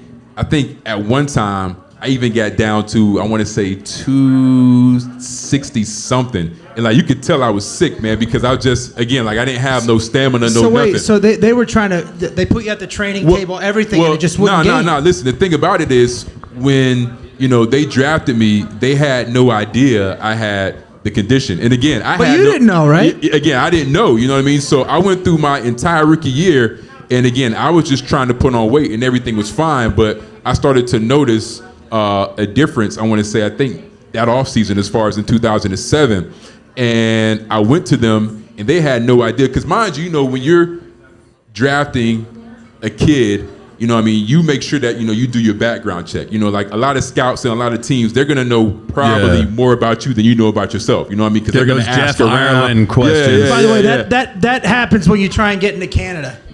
No, for real. When you try and leave the country, you've got priors. Yeah. You're like, wait a minute, I'm on a fucking FBI list? I just worked at a nightclub. Domestic violence there, eh? No. No. Yeah. No, so. None of that. We're talking about grown man shit. But go ahead. So when I came down with it, I was, trying to let them know what was going on. And they had no idea. So, I mean, again, they took me to like a bunch of doctors, and the doctors had no idea. I mean, they were trying to give me the best medication, I guess, to cure the remedy. I fucking remember this. Yeah, so they had no idea. So people always ask me, how come at that time you were a 3rd round pick and you were cut after, or I guess going into your 2nd season? And the reason I was cut because I think for Carolina, they just felt like maybe I was keeping something from them throughout the whole entire draft process. Right, because most of your career was in Houston. Yes, correct. And that was after they diagnosed you. Yeah, you're still figuring it out, and so are they. Yeah, so when I got cut from Carolina, it was a shock for me. I was like, whoa, I wasn't expecting that. So that was your first. I'm sorry to interrupt, but that was your first defeat as a football player. Where you it was. Holy shit, man. Correct, because listen, and this is a result of something that you don't know yet. Because I'm going to say this: my rookie year, I was a little irresponsible. Because again, when you go from college where everything is so structured, you got study hall, you got practice. By the time you get home, it's like 9 o'clock at night. You really can't do anything. To where in the NFL, you're making good money, and you get back home, and it's about 3:30, and you have like the entire day, no study hall, good money. I mean, again, a lot of times I was going out at night. I had like, girls coming over. What was the first thing that you bought? What was the first thing you bought? Like the big thing that you bought? After my rookie year, I purchased a Range Rover. That was like probably the biggest thing. Depreciating asset. Depreciating asset. It is. By the way, just for the record, everybody made fun of the rappers in the 80s because they bought gold chains. Yeah, that gold appreciating asset. It was worth more 10 years later. But go ahead. You got the Range Rover. Yeah. Gold chains. Yeah, sorry. But I mean, I think it was a mixture of, the immaturity, because again, a lot of times I was bobbing for apples in meetings, kind of dozing off, because again, I was up to 3 o'clock in the morning, and we had meetings, I think around 7:38, so I really wasn't getting adequate sleep. And then, you tack on, what I was going through that I didn't really know about. So, they let me go, and luckily Houston picked me up right away, because their general manager, Rick Smith at the time, he knew exactly what I was suffering from, because I think his mother had the same element. So the beautiful thing happened correct. there, man. Yeah. So Houston brought me in. They got me to a doctor right away. The doctor diagnosed me, got me on medication. I want to say within maybe about a month of being on medication, I put on about maybe 25 pounds, because like my appetite came back. I wasn't using the bathroom as much. So, I mean, really going to Houston was a blessing in disguise. But, I mean, listen, like you said, at first when Carolina let me go, I was defeated. I was devastated. Because again, I mean, I was a 3rd round pick. I'm thinking, okay, like I'm going to at least spend my first 3 years in NFL here, because my contract was a 3-year contract. You know what I mean? So, getting that. Can I say something else? Go ahead. Knew eventually you'd earn the starting spot. Yeah. You knew that. Yeah. Because of how, when you came to Miami, you ended up fucking earning the starting spot. Yeah, because for me, I think competing against the best motherfuckers on the planet at the game, by the way. But I'm saying, like, a lot of people know it's like, all right, we're gonna fucking go through this. Well, you know what though, for me, like the way my life has always been for me is, for some reason, again, I don't know why, I've always had to start at the back of the line and work my way up. I remember in high school, you know what I mean? In high school, I was like, man, damn near dead last on the depth chart. And there was a time where I didn't think I was ever going to play varsity, maybe until like my senior year, but I actually ended up starting varsity my sophomore year. Then when I got to Miami, the same thing happened. Like, I mean, I didn't think, I'm like, whoa, I may not play until maybe like my junior year, if I'm lucky. And actually I ended up playing, I think, my red shirt sophomore year. So for me, I started to realize it was a common theme that, hey, I'm supposed to start the back of the line and work my way up. And I think, once I kind of went through that in high school and went through that in college, I kind of built that mentality like, you know what? Maybe this is what I'm supposed to do. You know what I mean? And what a gratification when you earn it. True. When you grind for it. It wasn't handed to you at all. You had to fight hard for it, which is how shit goes.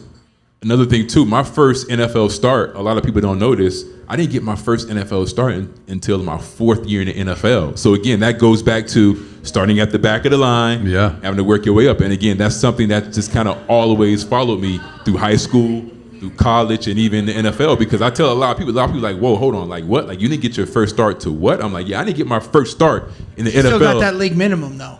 Correct, I did. Correct, I did. Yeah. So explain to the casual fan why O-line is so important. Well, I mean, without... really quick, I want to... Go ahead, please. Go ahead. You can always tell the difference between an O lineman and a defensive lineman is the fact that when you have an offensive mind is so much more civilized. Yeah, we're smarter. It is way smarter. We're way smarter. You know, I'm not even lying. No, you're not lying. No, it's like I played defense in college, but I was an offensive guy in high school. But when you're around offensive people, they're the guys during two-a-days that like watch movies. Yeah. You know what I mean? Like there's a calmness to them. Yeah. You know what I mean? Yeah. They're No, he's right. I'm 100% He's right. right. He's right. Definitely. If you talk to any player, after like a minute, you could tell whether they play Now he's right offense or because defense. listen, I remember being in my O-line room in Houston and just the amount of topics that was discussed in that room amongst all of us was just, I mean, 1 minute, you know, we have people talking about like sitcoms, and next minute we have people talking about Jeopardy. It's just like, wait, like what? Right. Then you got Charles Haley putting dicks on people's shoulders. Facts. Yeah. You got guys getting fucking in bar fights. And Yo, let's talk about the NFL locker room for just a second because let's. I catch 2011, I was covering the Finnies, and then you get in there and you realize, first off, there's like grass and dirt all over the floor. And you walk in there, obviously. You get in there and you see that all these grown-ass like Nephilim men are completely naked. There's female reporters walking around like it's nothing. Yeah. Them bitches need to see them dicks, dog. Dude, and to act like one of or several of them aren't thirsty. Please hashtag me. I need it. Yeah. And to act like one or two of them aren't thirsty and they're going like, okay. Yeah. But like, so let's talk about that for a little bit because when I cover, this is actually like kind of a funny story. I won't get into too much of it. But when I was in the locker room, I identified a backup quarterback who had what I would classify as a micro penis. Okay. And this is a backup QB who had what I would call micro penis. So his dick looked like a chubby clit? No, so that's for you, Steve. That's for you, Steve Simone. But anyway, so I'm sitting there and I'm like, no wonder this guy has not been able, because you can't follow micro penis man to the promised land, can you? No, I mean, are you following him? Like, okay, that's my leader right there, or does that have something like? Just talk about. Listen. You know what's so crazy? You know what I'm saying? No. Listen. You know what's what so I'm crazy saying. is listen. I'm gonna take you back to high school. So, lies. You know what? I would say he would if he didn't kiss his kid on the mouth. And if he didn't wear Uggs and drink kale. I would say maybe. He wears Uggs. He can have 22 fucking rings. He's still not Len Dawson smoking a cigarette and drinking a beer at halftime. He's got Uggs on. I will say, I saw Tim Tebow's penis. It was just a regular penis. I mean, it's an old-fashioned. Listen, it's so crazy. It wasn't gold-plated at all. Why are we talking about dicks right now? I will say this. This is what the people want to know, dude. I will say this. There's nothing worse than being in a situation where some of your friends are in the NFL and they have their roots out and you have this little baby dick in a room full of fucking grown ass. This is what I'm saying. We're talking about the dynamic there at place. No. So what's crazy is I remember. Listen. I remember being in high school, and back in high school, it just seemed like no one took a shower. You know what I mean? Of course not. Meaning, like after the game, you actually undressed, you actually put on your clothes, and you went home and did, I guess, whatever you wanted to do as far as take a shower there. But I remember when I first got to college, and I'm walking around, I'm like, whoa, are guys really taking a shower together? Like, I kid you not, it blew my fucking mind. I'm like, whoa, this dude is walking around butt ass naked. Because in high school, you don't do that. In high school, you fucking, again, you walk in the locker room, you take off your pads. We did that in high school. I went to Catholic. You guys did? How about to say? But nah, it's just Brett, would you take your pants off I want a plantation. We weren't Catholic. But honestly, though, it took me, I would say maybe a few weeks to kind of get used to that. Because, again, coming from high school, again, you don't see that because, like I said, we never took showers together in high school. And guess what? Men can be just as self-conscious about their fucking bodies as women can. Maybe you are, dude, but no, I'm just saying to a certain. When you're walking around with Aaron Donald type motherfuckers in the locker room, and they're sitting there with like 12 inches soft. Here's the difference. Just like wait, hold on. swinging as they walk. Here's the difference between men and women in general. Women will do that and they might feel insecure. A guy will be like, yo, dude, look at my friend's cock. It's the greatest cock I've ever seen in my life. Yo, Rashad's got a piece on him, bro. Fucking, what my grandfather used to say is a baby's arm holding an apple. Yeah. You know, we build up. Yeah. We're like, gee, you gotta fucking say, dude, do me a favor. What if you're a grower and not a shower? But now you get hashtagged if you take a dick out at a party. But you know what, for me, Easy Pee Wee Herman. Easy Pee Wee Herman. But you know what though, like for me, it's just so. All 12 of you. I will suck your dick. Easy. Sorry, I'm sorry. It's just how crazy how you kind of become accustomed to like the norm after a while. You know what I mean? Because I could have never imagined coming from high school and like being comfortable enough to like, you know, just be walking around the locker room. But you got female reporters walking around like it's nothing. Yeah, again, that's true. For them to act like they're not thirsty, like that is literally right. like. And they should be home making sandwiches. Hashtag sandwiches. Actually, homeboy right here had a question that he wanted to come up and ask. I was going to tell you about jail real quick. Okay, actually, real quick. Give us a sec. Go ahead. After this, all right. Actually, I did. All right. We're talking about kids going from high school. All right, speak English. I don't know. Into college. Hofstra, New York? Into professional football playing. Concussion is a big thing. Yeah. So parents sitting at home are watching their kids. There's nobody watching this. Expecting expectations of their kids excelling to the next level, not letting their kids do whatever they got to do. So my question to you is, we know where we've been, we know where we are, where are we going next with concussion? With what? That's my question. Concussion. Oh, well, I'll just say this: if the parents really want the kids to succeed, the kids need to fuck the coaches. Hashtag. No, I'm sorry. Go ahead. I'm sorry. No, but like, listen. My belief is this: playing time, suck this dick. Sorry, go ahead. There's so many risks to a lot of things we do in life. You know, you see people ride motorcycles without helmets. I mean, that's a risk. So I guess my message to the parents would be, let the kid decide that for themselves. Because I think the game of football... But kids are stupid, aren't they? Well, listen, kids are immature. But again, I think the game of football has become a lot safer. But at the end of the day, there's a lot of risk in the game anyway. So I feel like there's a risk with so many other things. You know what I mean? Because again... I mean, I think getting in your car every day, and driving in Miami is a fucking a risk. Going through the Golden Glades, especially with these fucking immigrants with no insurance. Hashtag me, cancel me. I want to be canceled so fucking bad. Please, I need it. You're in the wrong fucking bar. Sean knows what's up. Yeah, but listen, where concussions are going, I think the game is a lot safer than it was back when, you know, I first started watching the game and so forth. But again, it's just, there's so many risks out there, and I feel like let the kid at least decide that for himself instead of the parents actually making that choice, because you never know. Listen, something good may come from it. You never know. Listen. I'll tell you this though. Everybody, okay, the CTE thing's fucking bullshit, and I'll tell you why. This is a class action thing about money. All right. We live in a litigious society. No, for real, because football's not the number one sport for CTE. It's soccer. Soccer's number one. And female soccer players. And the real number one is combative sports. Yeah. But you can't sue an individual. Yeah. All right? So, the reason why, and this is the truth, that these rules are in place is when fantasy football became lucrative.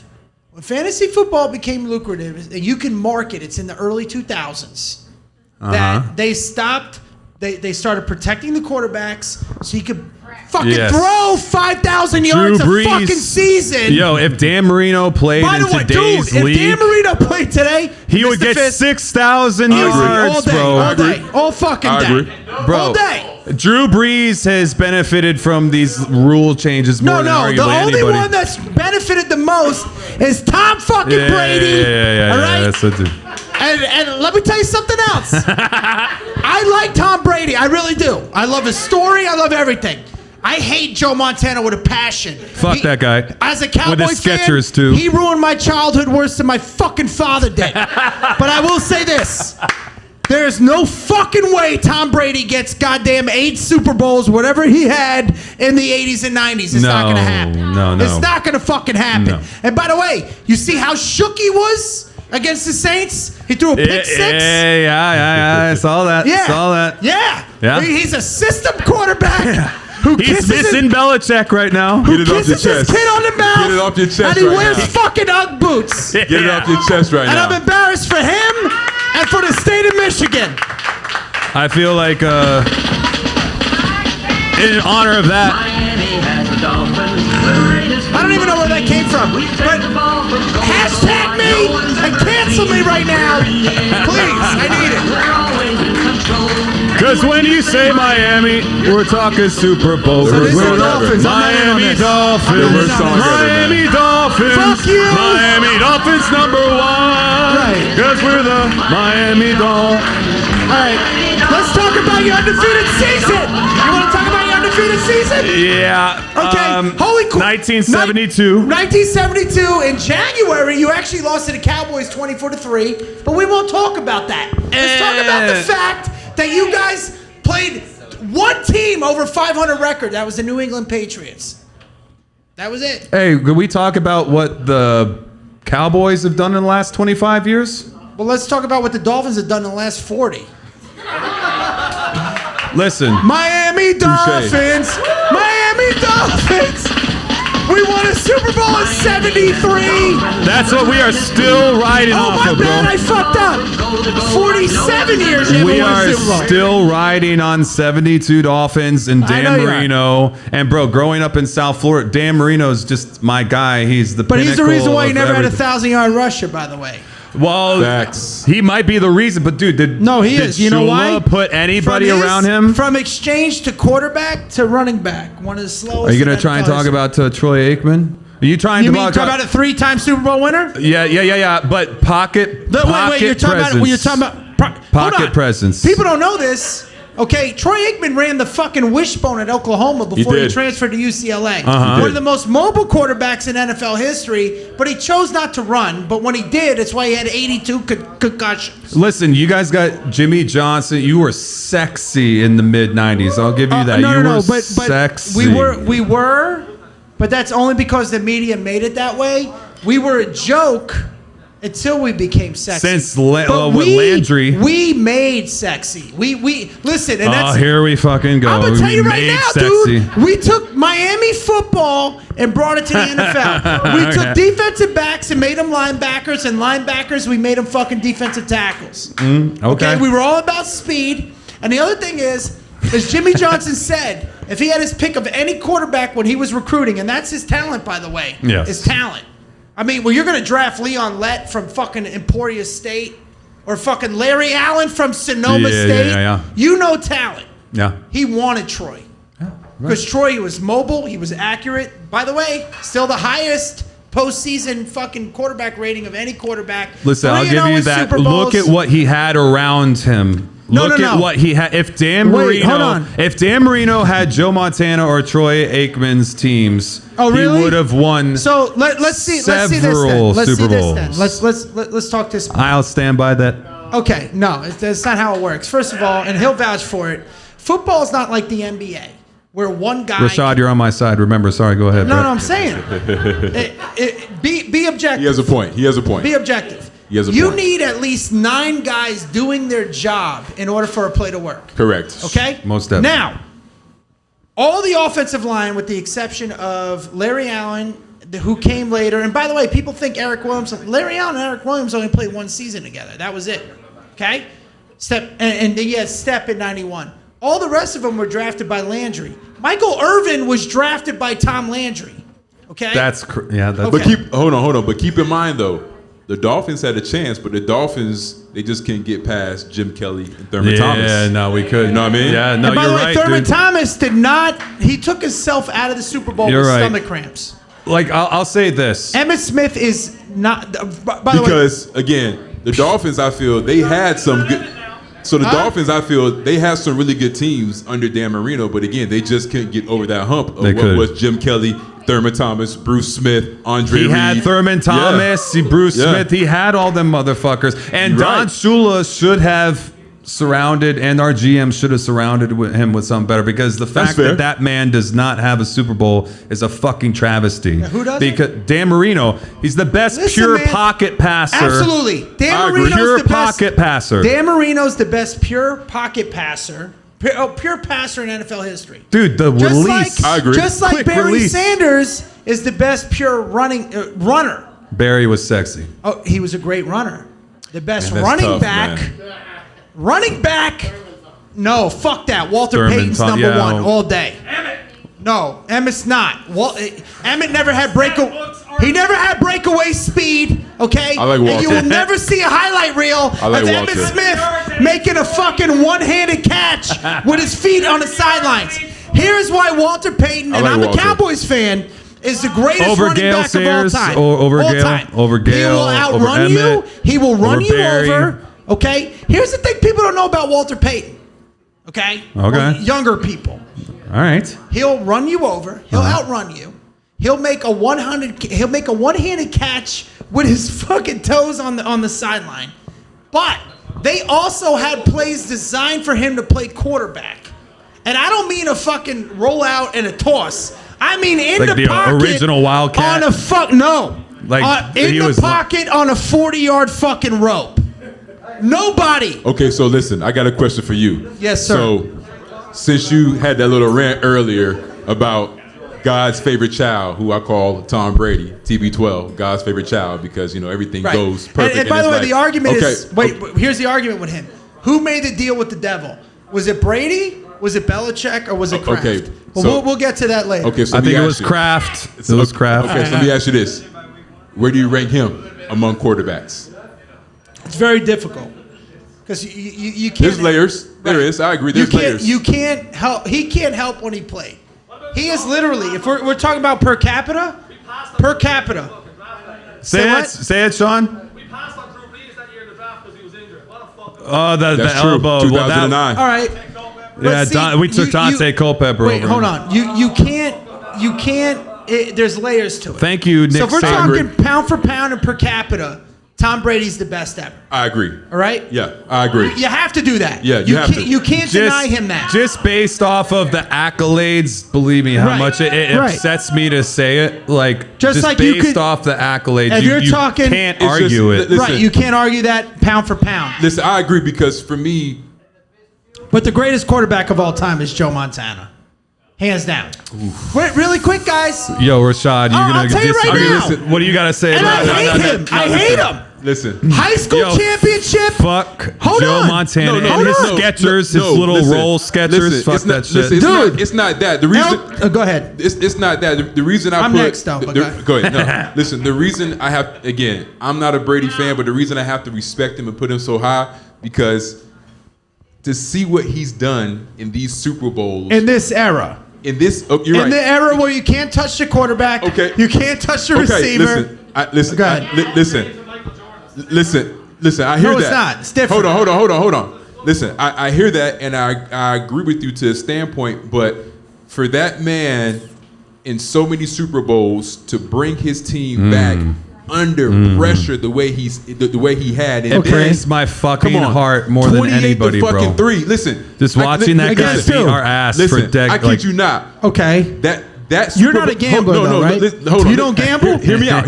Do you gamble? Yes or Yes, no? I do. Okay. Hear me out. That Super Bowl, I was at a party, and I hate the Patriots, and I wanted them to lose so bad. I was talking so much shit. Right. I'm like, this game is over. But you do know that Edelman catch was off the hands of a defensive back. True, it was. It was a piss poor throw. It was. Just like he threw a pick six.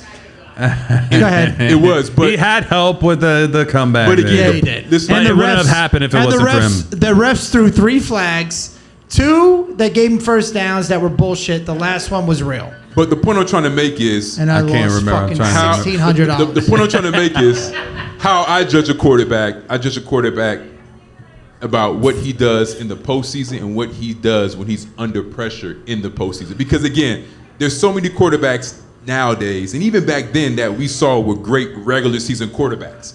But they got to the playoffs, something happened. But I gotta listen, even though I do not like Brady like this, I gotta give it to him because he's performed in the playoffs and he's performed under pressure in some of the biggest games in the playoffs. Okay, really quick though, really quick. Spotlight. He has never. I gotta be honest, man. I know you can be honest.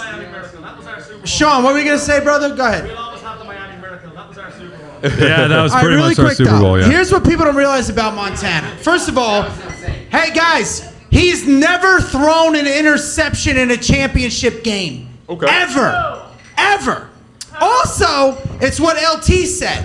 If you want to stop Tom Brady, do what the fucking Eagles did. Get him out of the pocket. He can't throw on the run. Okay? Joe Montana will beat you on the run, beat you on the pocket. LT said one thing. You want to beat Joe Montana, you got to take him out of the fucking game. They broke his back. Yeah. He lost his starting job to Steve Young because he had a broken back. He took the Kansas City Chiefs to the AFC Championship game at almost 40 fucking years old. And they lost after he scored the winning touchdown because the Chiefs defense fucking... Well, then he was out of the... Well, I take that back because he got hurt. But wait. Watch what Brady does with Tampa Bay and watch... Give him a little time. Okay. The Pats are a system. It's the reason why Matt Castle threw for 4,000 fucking yards. That's a good point. It's the reason why Brady was suspended for 3 games. They had 3 different quarterbacks that they won with. Listen, you're making some valid points. I don't know why I'm this angry. No, listen. I appreciate it. Listen, you're making some valid points. I appreciate the passion. But I'm going to say this. Especially by a guy that can choke me out. No. But I got to say this. At the end of the day, Matt Castle did not get them to the playoffs. No, he didn't. Because the Dolphins won the division that year. But they still threw 4,000. You know what I mean? The Wildcat bullshit. But I will say this. He threw for over 4,000 yards. No, he did. But again, I don't like Brady like that. I hate Joe. I love Brady. I love his story. And he didn't win. And he was, what, the 3rd rated Michigan quarterback of all time? Yeah. Right? Joe Montana's number 1 at Notre Dame, number 1 at his high school, number 1 for the fucking 49ers. Oh, wait, by the way, did you guys know this? He was recruited to play basketball. I know a lot of people don't know this. I knew that. He's such a clutch dude. That's why they called him Joe Cool. So you want me to try and get him down here so you could suck his dick on stage? Or how do you want to do that? I'll fucking stab him because he ruined my childhood. Tom Brady's... dude, I love Tom Brady's story. He's the Rocky... Okay, but let me ask you this question, though. And be honest. Fight be honest, though. If you were in the Super Bowl as a coach... Right? And... Joe Montana all day. To come back? Yes. Okay, I'll tell you why. I'm taking Brady. I'll tell you. Well, listen. Would you take Vinatieri? Listen. Would you take Vinatieri? Would you take the fucking offensive coordinator for Seattle that chose to throw the ball instead of run it? I'm going to say this. If I'm down by 4 points and I need a touchdown to win the game, and it's about maybe let's say a minute, and you only have one timeout, I'm taking Tom Brady. I feel like they can handle this for a couple. I'm going to go to the bathroom really quick. I'm going to be right back. Go ahead. I'm going to take a. It's the chugging that it got me. I broke the seal. I got to go to the bathroom. I think they can handle it for a minute. Listen, all right. I'm taking Tom Brady. It's the era of football. Okay. It's just the era. And just like Tom Brady can't help when he played, just like Bill Russell can't help when he played. Correct. Right? So if we're talking about championships, nobody has more than Bill Russell. Correct. Nobody has more than Tom Brady. Uh-huh. And as a football fan, it is very exciting. We will never see what Tom Brady and Bill Belichick did together. I will say this. I will take Joe Montana over Tom Brady, but I would take Brady and Belichick over Montana and Walsh. Okay. See, I think other than Vince Lombardi, Bill Belichick's the greatest coach. For him to do what he did in this era is fucking crazy, bro. Okay. When it comes to coaches, that's tough. And again, But you won't kiss your kid No, not at all. Not at all. Not my male sons. Not at all.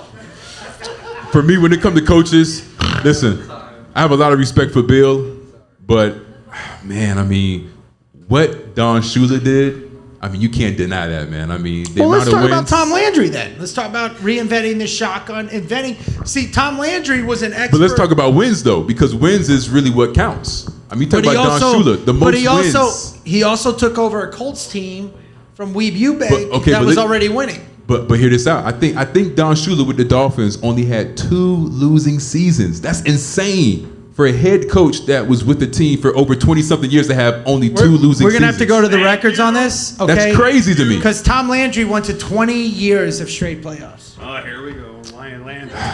Man, listen, I don't know about all that. He did. But I just know. And he beat Don Shula head to head. And by the way, Tom Landry, when they with the New York, hold on, enough of your Cowboys shit. Dude. But here's what people don't realize: Vince Lombardi coached under Landry at the New York Giants, and Vince Lombardi took Tom Landry's defense over to Green Bay. Okay, This is true. So the difference is Bill Walsh was an offensive expert. Correct, he was. Tom Landry was an offensive and a defensive expert. Problem with Tom was he wasn't a player's coach. But for me, he's just sitting there with his little fedora he on. read the Bible. It's like Yeah. I love Roger Staubach. It's like I like Tim Tebow as a person, but you have a Heisman Trophy and you're a fucking virgin.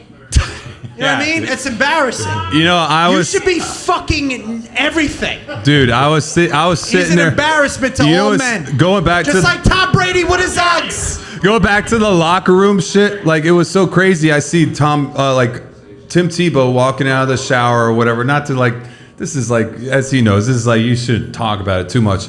But this guy comes walking out of the shower, he's butt naked, and he's got this like elderly couple who he's friends with that are in the locker room, and he's got the towel over his shoulder, and he walks up to him and gives him a big hug, like his dick swinging and everything. It's like, how is that? It's just strange that there's like an interesting dynamic that he's got this old elderly family, and they're like, "Oh, hey Timmy, how you doing?" And his dick is like touching her thigh and shit. I'm like, Are we back to what's dicks going now? on here? I thought we were talking X's and O's. Really quick, Joe Robbie Stadium. I don't know if you know this. Joe Robbie Stadium was built on an ancient burial ground. I've heard that story. Did you know this? Did you know this? I've heard that story. So it's did the Indian ghosts burial suck? ground for like 1,000 years back to Wait, like. were the ghosts? Did they suck? Were they That's losers? what I'm getting to. Okay, go ahead. Is that there's a possibility that there's a little curse there because literally it was like 1,000 years, 800 AD, the Tequista Indians had their burial ground there, and then the Seminoles in the mid 19th century, and then Joe Robbie comes in and he's like, fuck this ancient burial ground, we're gonna put a stadium here. And since then the Miami Dolphins have sucked. But here's I all just kinds of googled it dicks. right I'm now. just saying. I just googled it. I guess the ancient aliens. Oh God. They used to go to Blockbuster.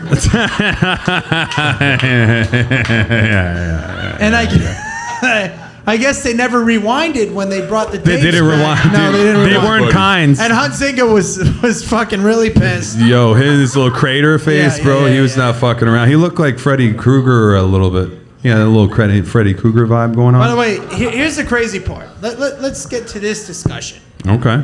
They're very Hey, really quick, Jay, are we good on time? Are you guys cool? Are we Good all on having a time. good We're in a time here? fucking wooden- Are we all having a good We're time? in a wooden tavern. I mean, nobody's got a gun to your head. You can leave if you want, but we're having a good time. I'm Let's gonna keep leave going. after this question. Let's keep going. No, you're gonna stay. There are very few players in the NFL okay, that are just undisputed. No argument. Like Jerry Rice as a receiver.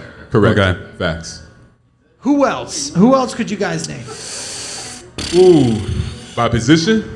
We don't have to go. Okay. I get a linebacker. I got put I'm just talking Lawrence about like Taylor. in all I agree. okay, LT. Lawrence Taylor. LT. Come on. All right, LT. So you got Jerry Rice. He LT. changed the defensive. Now, by the game way, forever. I would personally take Derek Thomas. Okay. But over DT was LT. nice. right, but LT invented the position. DT was nice, Bro, man. what Don't kind sleep on of DT. fucking acid are you Did I ever tell on you right my now, did I bro? ever- Did I ever tell you my LT story? No. I know he used to go and like give coke to the other teammates and shit. Well, LT, fuck him really up before quick, the game. I met LT when he was older. And So long story boring. I had one of those landlines in my house, and he was all fucked up, and he didn't know like how to get back to where he was. So LT phone home. LT phone home. Okay. That's not the full story, is it? Is that the full story? It's like, honestly, I can tell you this: in my 23 years of doing comedy, that's one of the worst jokes I've ever told. And I thought it was brilliant. In my head, I thought it was great. I knew he would laugh. Yo, we need to get him another drink. I like drunk Brett. We're done with drinks. We're done. I like drunk Brett. Right, We got another question. We got another question from the crowd. Can we understand it though? I want to know, how did Tebow drop from hero to zero so fast? Because he's a virgin and he's a fucking hump. How do you have a Heisman Trophy and you're not fucking strippers? He's an embarrassment to himself, to everything. Go ahead. I'm sorry. Okay. Hey, yo, listen, Wait, Brett. hold on. I'm not gonna fuck any women because I have a Heisman Trophy. I'm gonna go build a hospital in fucking Thailand. What an asshole. Go fuck yourself. Hey, what's fun? Dude, let's hear what By the way, let's give it to the guy who's taking this seriously. Yeah. You're right. You know what? You're right. He's a saint. He's a Gators fan. Good for him. He's a Gators fan. Yeah. Let's give it to the guy who's taking this fucking seriously. He's a Gators fan. He's good a for Gators him. fan. No, but wait, hold on. You mean the fucking Gators that were afraid to play the University of Miami for years? Oh shit! For years. I'm talking shit. about. Listen, shit! Are you in your 20s? How old are you? So you don't remember when they wouldn't take on to you? Okay, they watch. Listen, the Gators would never play Miami. They'd play Florida State. Facts. But they would never fucking play Miami. Rashad. They're a bunch of bitches that live in a shitty town where there's no nightclubs. Listen, Gainesville is awful. I concur. Terrible. Gainesville is awful. Rashad. Man, Gainesville is bad.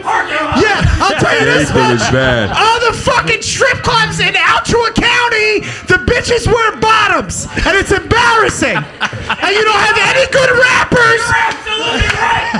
Tebow's still a great man. He is, for real. I love him. He's a good guy. All right, Rashad. This is all for comedy. Yeah. No. Listen. Honestly, hey, dude, I love it. It's a shit show. I love it too. Listen, the one thing I think that really hurt Tebow, I just think Urban Meyer did a shitty job of really trying to develop Tim Tebow. I think Urban Meyer was more concerned about his legacy and just, continuing to win, to where I think he never really developed Tim Tebow as a quarterback. That's an and I think by the interesting time Tim Tebow got to the NFL, again, he spent his entire college really running the ball and doing except his last game, like at Pittsburgh, when he played, he threw for what was it, 316, 316. Pittsburgh had the #1 defense. Yeah, dude. Well, when he was that's the playoff game when he had that epic. That's what I'm talking about. It was against Pittsburgh. Pittsburgh. Yeah, that's right. But again, I just think that, and again, I'm not trying to shit on Urban Meyer because Urban Meyer is not really one of my fan favorites. But I just think Urban Meyer has always been concerned about his own legacy as a coach and kind of maintaining his winning way. I agree with that. To where I think that Urban Meyer really didn't put the effort into 100%. trying to develop Tim Tebow. Because again, I agree. Because again, I just felt that we saw Tim Tebow starting to become a quarterback too late into his NFL career. How about this? All jokes You know what I mean? aside, and I'll talk to my man here. I think in my lifetime, in my 72 years, I will say this: Tim Tebow and Herschel Walker are two of the greatest college football players I've ever seen. It's like a toss-up. Yeah. Okay. But Steve Spurrier's a bitch. No, he is. He is. That's some fighting words. No, he does. He Fighting eats ass. I've seen it. Don't do it. Yo, hold up really quick. I want to talk about the Heat for a second. Ronnie Cycli has better eyebrows than me. what the fuck do you know about the Heat, bro? Are you watching the NBA playoffs right now? I mean, listen, honestly, no. I don't believe in sports. Of course I'm watching the NBA. Of course you're watching this shit.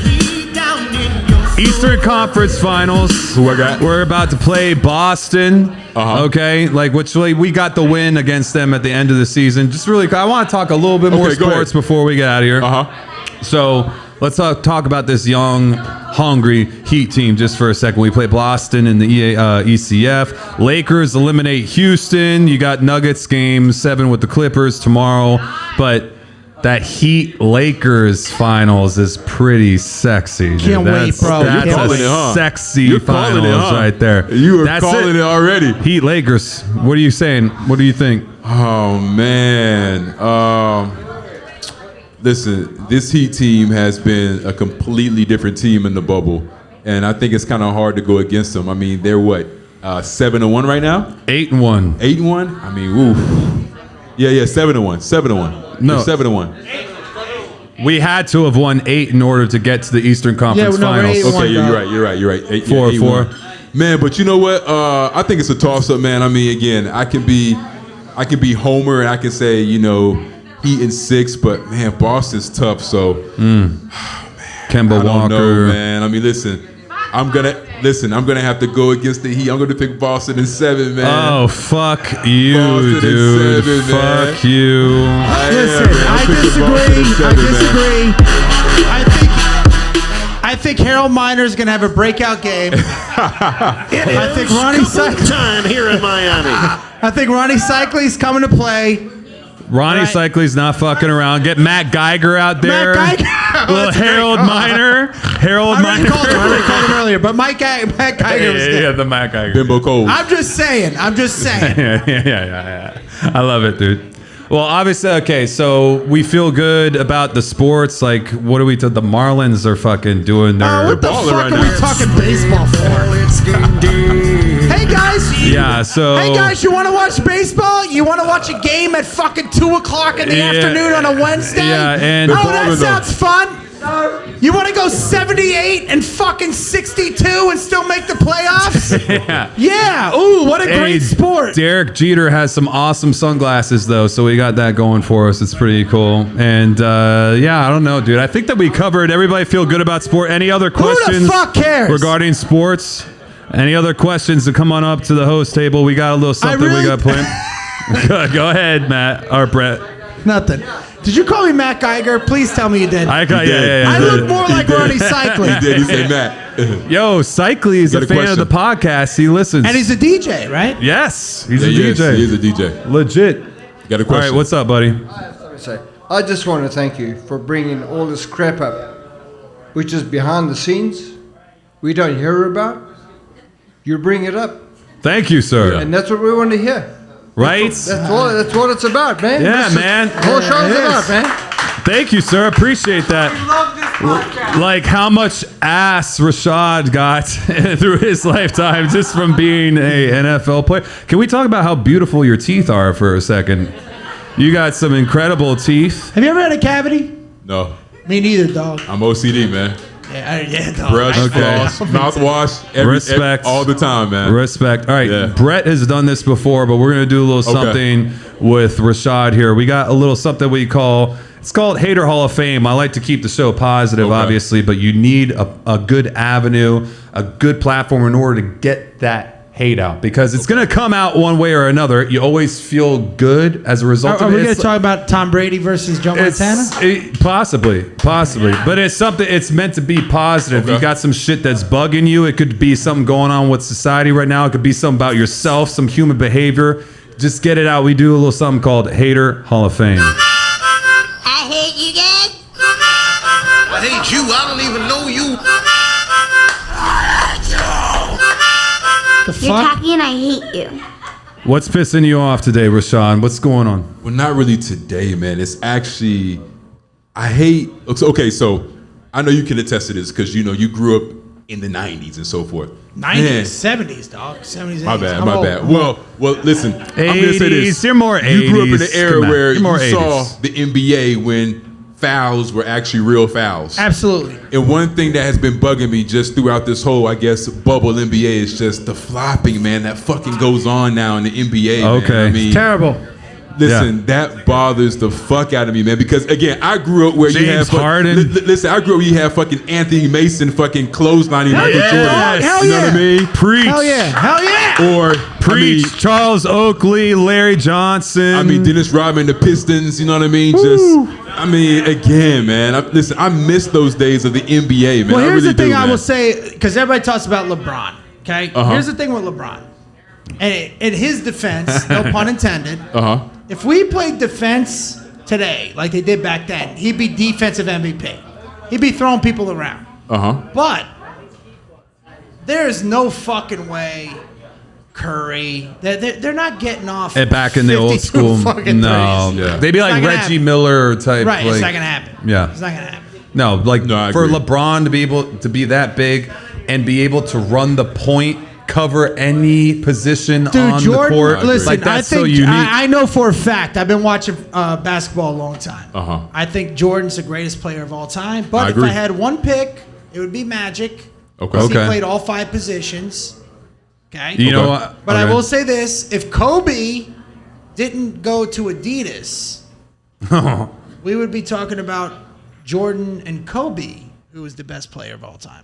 Well, he doesn't. Okay. See, he got So it's 5 only championships, because and of he Nike. hasn't gotten a lot of the love. Well, because it's like- because he went to Adidas. He was and Jordan. He didn't stay with Nike because Nike's the one that's only talking about this controversy. He's already Jordan 2.0. He doesn't Yeah, want to well- identify that much with him and I'm be saying under the Nike that- brand. Why are we arguing LeBron and Jordan and not Jordan? You're the and one who Kobe? brought it up. I agree because No, it's okay, not. Go ahead. because you know what? For me, I feel like there's only 2 players that play in the NBA that you can actually put in any generation and they'll dominate. And those 2 players are Jordan and Kobe. Absolutely. Listen, Respect. I know LeBron fans are going to say, what And about Magic, LeBron? Listen, I don't think LeBron could have survived in the era where guys were just hacking guys on purpose. Now, again, I would say this to balance that out. If he was able to play deep, if True. he could play defense, he's just a man child. No, he is. He Right, is. yeah, He is. yeah.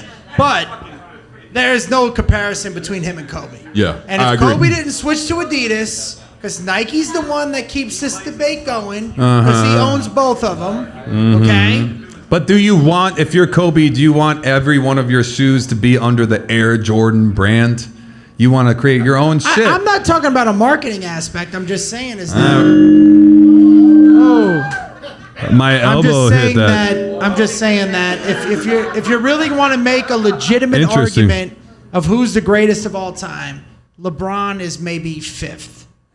But because he Fighting words. Interesting. Kobe, Magic, okay. Kobe, Magic. All right, you could argue Steph Curry. You're putting Steph Curry in front of LeBron? Eventually, yeah, absolutely. Eventually? Just based off his shooting? In this era. You know what? I'm going to say this. Listen, I would probably put LeBron at number 3. But again, I can't put LeBron before I'll Kobe concede and Mike. to that. I I'll can't. concede to that. Now Because he's again, not done yet. He's not done yet. I just said that. Now, I just said that to Yeah. What if, to what, if, boost Kobe. what if LeBron wins this year? Doesn't matter. Doesn't give a matter fuck. because He won it for 3 different franchises. Listen. It doesn't matter compared to Michael and Kobe because Michael Did it all 6-0. at the same. Kobe was 5-2 in the finals. Yeah. And again, Okay. I know the younger generation are LeBron fans, and they can say LeBron went to 9 straight finals. Listen. What you do when you get there matters. And for me, Michael Jordan 6-0, Kobe Bryant 5-2. Okay, And I I'll respect tell you another that. difference really Respect quick.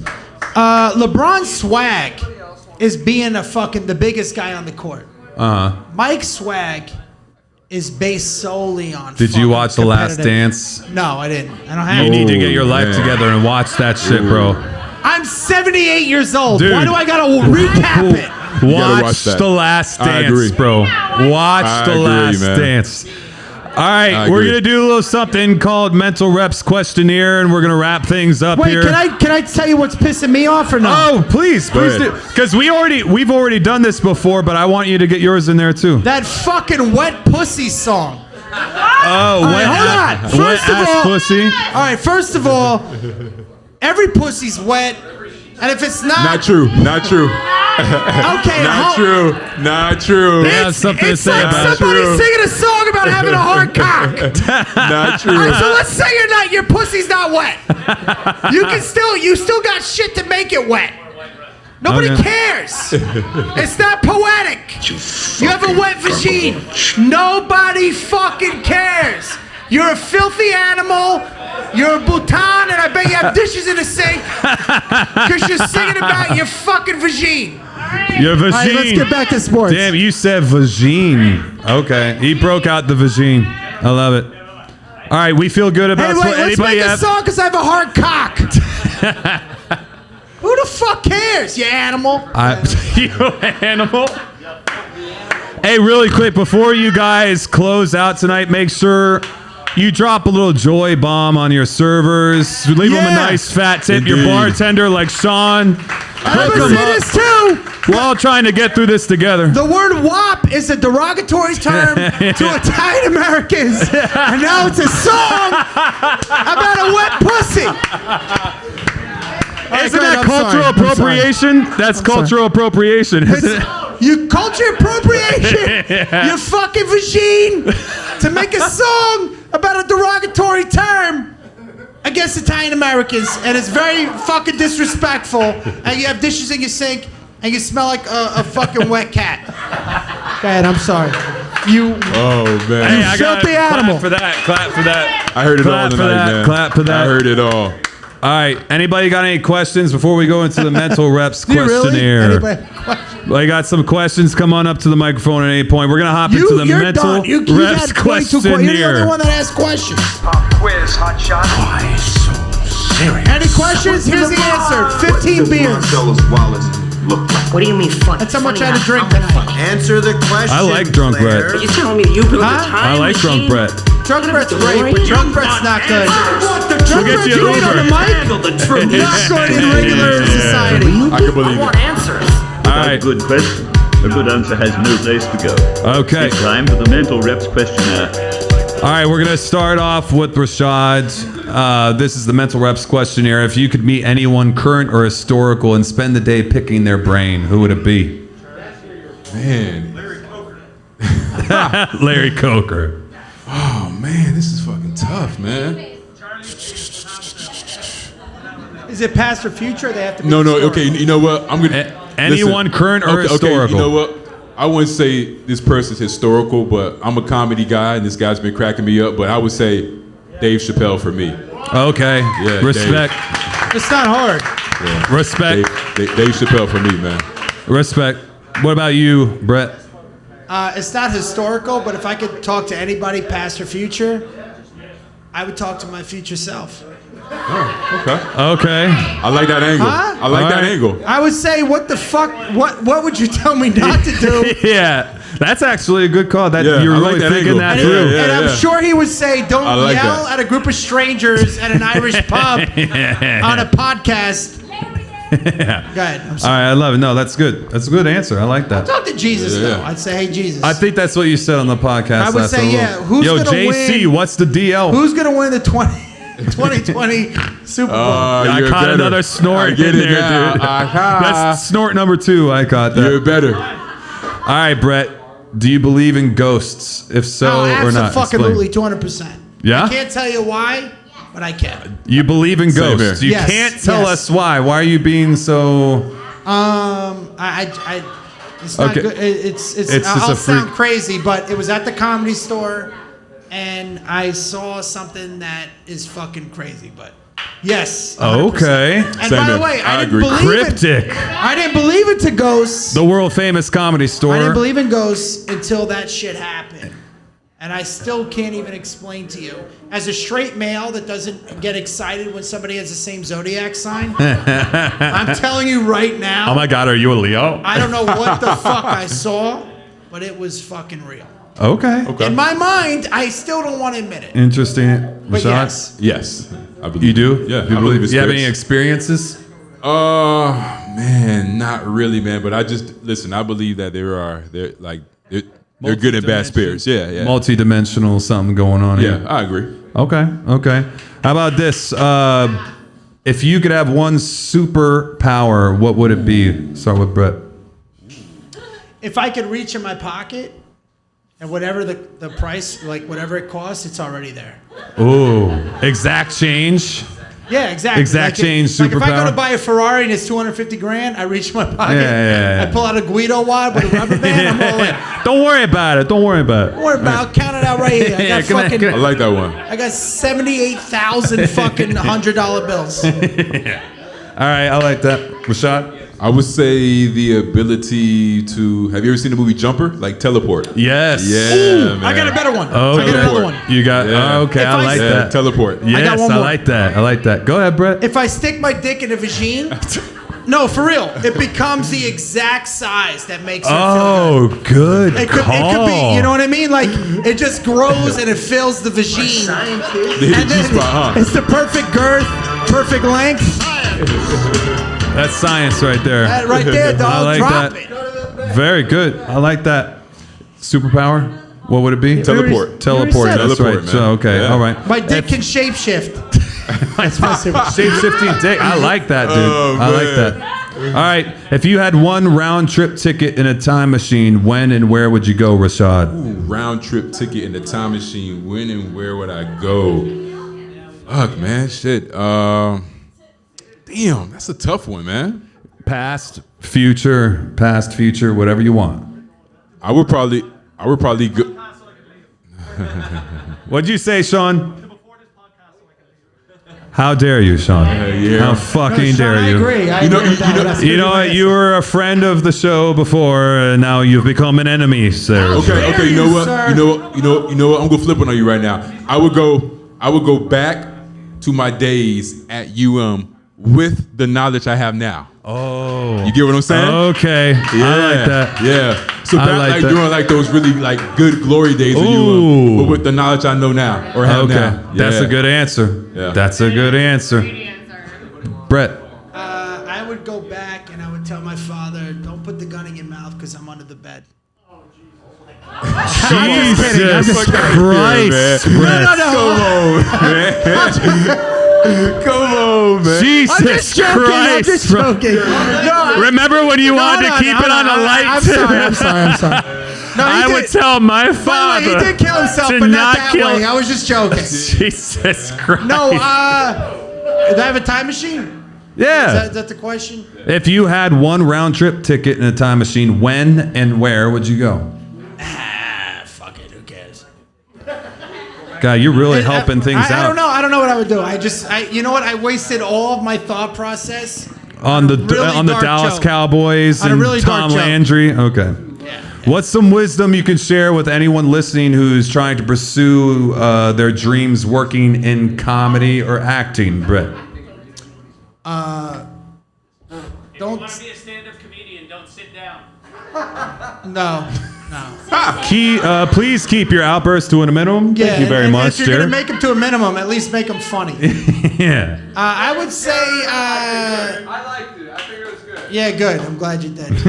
Yeah, You glad- can I'm buy glad. 2 tickets to go see him perform. I would say. The only one getting paid.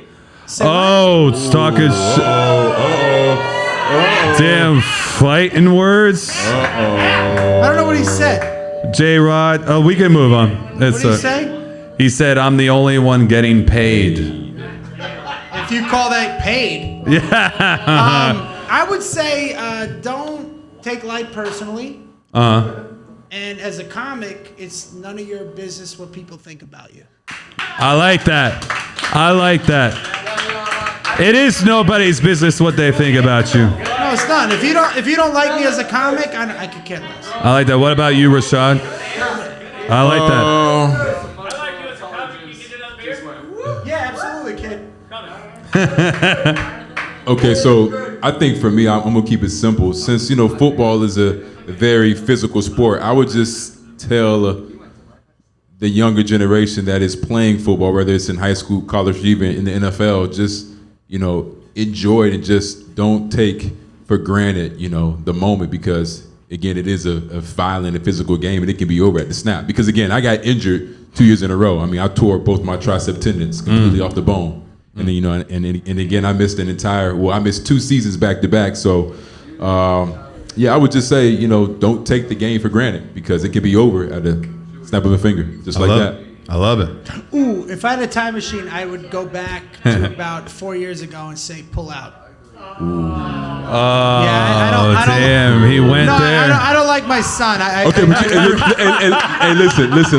Listen. He's a real pain in the ass. It cost me a lot of money, and it was. Listen. He's always hungry. He's always hungry. The divorce would have went great. No, listen. Yeah. True story. I used to always tell rookies, like, thank you, sir. when they came into the NFL, like, again, I think I was about maybe my 5th or 6th year, and I would say, listen, the best advice I can give you rookies that are in the NFL right now is, seriously, do not have a kid until after you're done playing football. And also... Hey, try not to suck any dick on the way through the parking lot. Sorry, go ahead. What were you saying? Sorry. By the way, can I ask you a question? I'm sorry. All right, never mind. Let's go. Fuck it. Let's wrap it up. We're going to Rachel's. That's all I know. You're good. I like that, though. No. Listen, I mean, again, because I just think, there's a lot of, and again, I'm not judging every woman, but there's a lot of opportunistic women out there. Absolutely. You know what I mean? And again, I like to, protect my male counterparts and, not make the same mistakes I made growing up. So I used to always say, listen, man, just don't have a kid while you're playing in the NFL. No, they are. In the NFL. They're hypergamous. Women are hypergamous. Hypergamist? Explain. I've never heard that. That means they want to get with the guy that... You never heard that word before? Hypergamist. I've never heard that. Okay. No, so they trap. They try and like... and by the way, he'll vouch for this. Not for you, though. Little thirst traps. But you know that they go for like the defensive and offensive linemen. And I heard a girl that targets NFL guys or basketball players. She knows that when they were younger, they were awkward. So they know that if they get a pretty girl and they target her, or like you get a skill position guy, this guy's been getting pussy since fucking 6th grade, right? You get an offensive lineman, not you, by the way, but you know what I'm saying. Some fucking dorky white guy that's been goofy, and he has a hot girl, they target those motherfuckers. Or anybody like Tim Tebow. Yeah. Oh, dude. I'm kidding. I'm just joking. No, but I'm saying is that's what women do. All right, hold on. We got one more question. Go ahead. Oh, what the fuck? We got more. Is this going to be a question or a limerick? He's fired up. Is this a question or a statement? That's a question. Come on now. Question. You moved from high school to college. Yeah, that's a progression. When you played the first time in front of a full stadium, how did you feel? Oh man, I loved it. I never been a shy kid growing up, so I never got intimidated by, just all the eyes on me and so forth. I loved it. You were built for that shit. Yeah. Can I ask him a question? Do I have to go there? Or can I go there? How tall are you? 6'5". Honestly, because I'm just asking for all the chicks. How big's your root? It's got to be strong. So what? All right, yeah. Let's get into it for a second. Clapping. She wants to know. This is strong 9, moderate girth. This is what I was saying. Like we talk about the positivity, being the best version of yourself, but we also talk about dicks, and we laugh a lot. Look, right? You want to know? Lily likes it. She's she likes the question. This girl over here, not you, Lily. I know. So basically, you're very well satisfied with the 5'6" white high school teacher. Man. I know. Let my man live. Don't do my man like that. So what Bret is asking you is how? I never had any complaints. What are you working with? How strong's your root? I never had any complaints. That's a gentleman's answer. I never had any complaints. That's not my answer. I know. He knows. That's a gentleman's answer. You can't kiss and tell. The exact fucking yeah, of course. You can't kiss and tell. You know. You can't kiss and tell. But he's got a point though. You know the exact dimensions. He measured. You know the exact dimensions. Dude, you know when you wake up and your root's like this? You're like, wow, this is the biggest I've ever seen it. Which, by the way, it's like that 5 times in your life. But that's the measure. Like I ran a 4.68 40. Oh once. Shit, for real? Once. Look at you, man. No, once. You still ran it though. I know. That's all that matters. That's what I say. Okay. But average, I'm about a 4.72. Yeah, 4.72. You were moving, man. You got that Tom Brady 40. I was 220. It doesn't matter. All right. I love it, dude. Anybody else got any questions? Come on up. We're about to wrap up. Yeah, we got to wrap up. Tell me about somebody who changed your life for the better quickly. Ooh, somebody that changed my life for the better, man. I would say, man. So after I suffered my injuries to my tricep tendons in 2011, 2012, I worked with a sports psychologist by the name of Deborah Dubree. Because she helped me. Hell of a name. Yeah. But she changed my life, man, because, I never up to that point worked with like a psychologist on any level because, I felt that like I never had any mental issues. But, after suffering those, really traumatic injuries, I had a hard time kind of, getting over that block of like playing freely and loosely again without the fear of like re-injuring myself. So I learned a lot from her. I worked with her, I want to say, for about 2 years. Her and I are still like really good friends to this day, and she taught me a lot about just the mental makeup, like as far as your mind and just just a lot of life things in general. I like that. Yeah, I like that. Brett, I think I was about maybe. I like that answer 29, a lot, man. 29, 30. Yeah, because that's like real practical shit, dude. Yeah. Like that's like you got real life problems, and you realize that like talking to somebody and be able to work shit out again. Yeah. The brain is the most powerful thing that we know of in the universe. So the ability to wield it, it's like a muscle, right? It is. You go into the gym, you work out your bis, the curls for girls, tries for guys, right? Uh-huh. You work out your body. That's the same thing with the brain. You work it out. Wait, where did tries for guys? You never heard that? Curls for girls, tries for guys? Never heard that? To attract or what you're trying? Nah, because like guys are always like nice tries, bro, but the girls like the bis. No. All right, fair enough. I always heard nice shoulders. Nice great shoulders. jawline. What a great supple ass. I never heard. Those are your compliments, not everybody's. Oh, I'm sorry. I didn't know. I didn't know. Nobody has the jawline and the suppleness of that ass over there. I love. Oh, dude, Sean is talking mad shit Sean's over there phenomenal, from the bar by the way. tonight. Yes. Yo, Sean deserves to talk shit all night. Sean gets it in, man, from time to time. He's talking mad shit over there. I like it. Slickster. All right, last question. We're going to do the quote of the week. We're going to get the fuck out of here. If you had the world's attention for 30 seconds, what would you say? Let's start with Brett. Fuck it. I don't know, man. I know you have thoughts, Brett. Don't act like you don't have fucking I don't know thoughts. what I tell him. know Go to you. sleep. You have thoughts. I don't know why you're up. You have thoughts. I don't know, man. I don't know what to tell him. What about what if you had the world's attention for 30 seconds? You say fucking do this. No, I would tell him this. I'd say go to brettcomedy.com. Okay. Check out my free special. We're at 2.5 million views. And go check out 2.5 million view Principal's office. Oh shit! Hold up. No, yeah, we got the Principal's office. That is at brettcomedy.com. I was locked up for 10 years with the same chick, and I'm single now. And oh shit! You're looking for some WAP? Are you saying that you're looking for some WAP? Whoa. Some young WAP. No.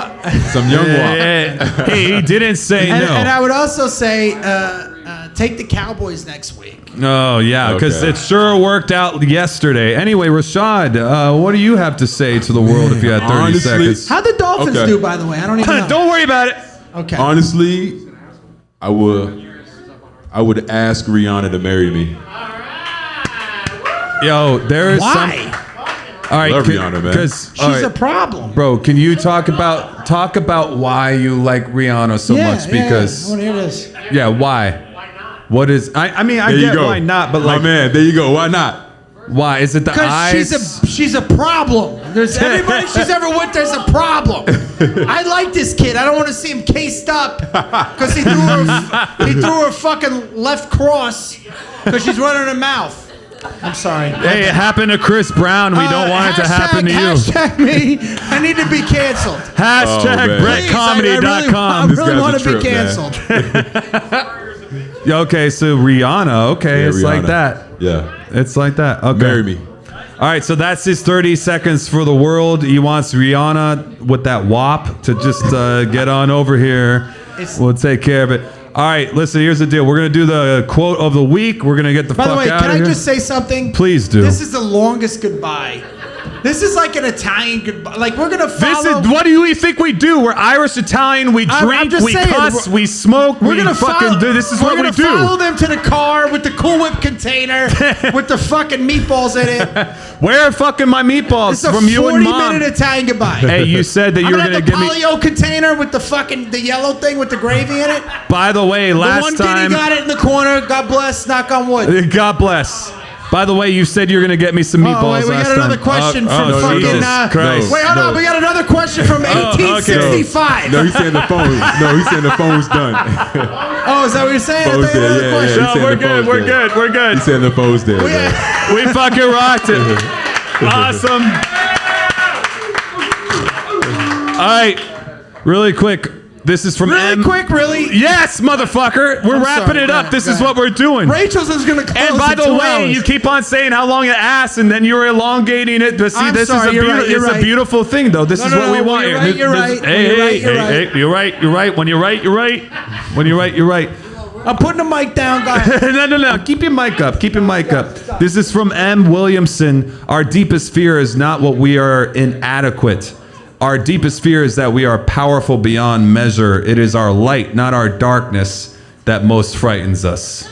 Rashad, being somebody who's like overcome your shit and you play on the highest level, don't you feel like that's something that when you are on that level and you're thinking, I could go either way, the darkness could bring you one, but actually it's your potential that freaks you out like almost a little bit more? No, I agree. Right? Well, I want to say this. You're all average. Okay? There's nothing unique about any of you. Possibly, but guess what? Sean, fighting words. Wow. Sean, Wow. You might. I'm still. How big's your root? What? How big is it? Extra medium? Extra medium. No, wait. You measured. You threw it out. Because I'll take the fucking extra 4 inches in height. I've got girt, bro. Okay, that's just the girt. No, here's the thing. You're all average. Okay? No, for real. There's nothing positive. You're all going to be dead in like, 40, 50 years? Okay? You're all on a rock. Bray, you taking this to this dark, serious tip? No, I'm sorry. You're all going to fucking die. No, you know what? You're all great. You can be whatever you want. You can all be doctors and presidents and comics and actors. All right, God bless. But this is what we want. We love that we cover the good top, but we also, it's a shit show here. We laugh. We don't take ourselves too seriously. I want to thank one more time Rashad Butler for coming to this podcast. Thank you. What a great guest. And my man, Bret Ernst. You can watch him on Cobra Kai on Netflix right now. Cobra Kai is blowing the fuck up. Where can people follow you on social medias? Rashad? Follow me. Listen, I'm very active on Twitter, so if you ever want to, I guess, debate with me or just converse, it's Rashad, Rashad, Jamal, Jamaal, and the letter B. All right, Rashad, Jamal B. You guys can follow me at You're All Average, and there's nothing special about any of you. OnlyFans. He's on OnlyFans. He's actually at Bret Ernst, at Bret Ernst. No, Bret Comedy. BretComedy.com. But your tag is Bret Ernst. Yeah, but if they go to That's what I'm talking about. But if they go to Bret OnlyFans. Comedy, Bret with one T. He's on Go to BretComedy.com. You can add yourself on everything. You can go. I have a really positive point of view. You have an OnlyFans account? Yeah. He likes to tell people how average they are. What's it called? OnlyFans. I got an OnlyFans page. How much subscribe? Principal. Subscription. How much is subscription? It's called Principal's Office. My subscription's only $99 a month. God damn. Yeah, only $99 a month. Man. You can enjoy Bret Ernst Comedy at BretComedy.com. Mental Reps, basically you can follow us at Mental Reps Show on Twitter, at Mental Reps Pod on Instagram. You can follow, again, Rashad, Bret, myself. I'm at BMW on air. You're all in the Mental Reps family now. Thank you guys so much for coming out to the very first Mental Reps podcast live. And we'll hopefully be back within the month. Thank you guys so much. We'll be back soon. And tell your friends about us. Subscribe, like us. I hope you'll come to the next one. Please drop a joy bomb again on your server or bartender. Leave them a nice fat tip. Tell your friends about us. Subscribe, comment, all that good shit. We have merch for sale over here. T-shirts, face masks, magnets, stickers, all reasonably priced. this podcast is always going to be free. So you guys don't owe us anything, but if you want to support the podcast in any way that is there, if anyone wants to come up and say hi, we're going to safely take some pictures. You can take some pictures with us, and we will see you guys next time. Thank you so much for coming out to Mental Reps Podcast Live. Appreciate you guys. Thank you.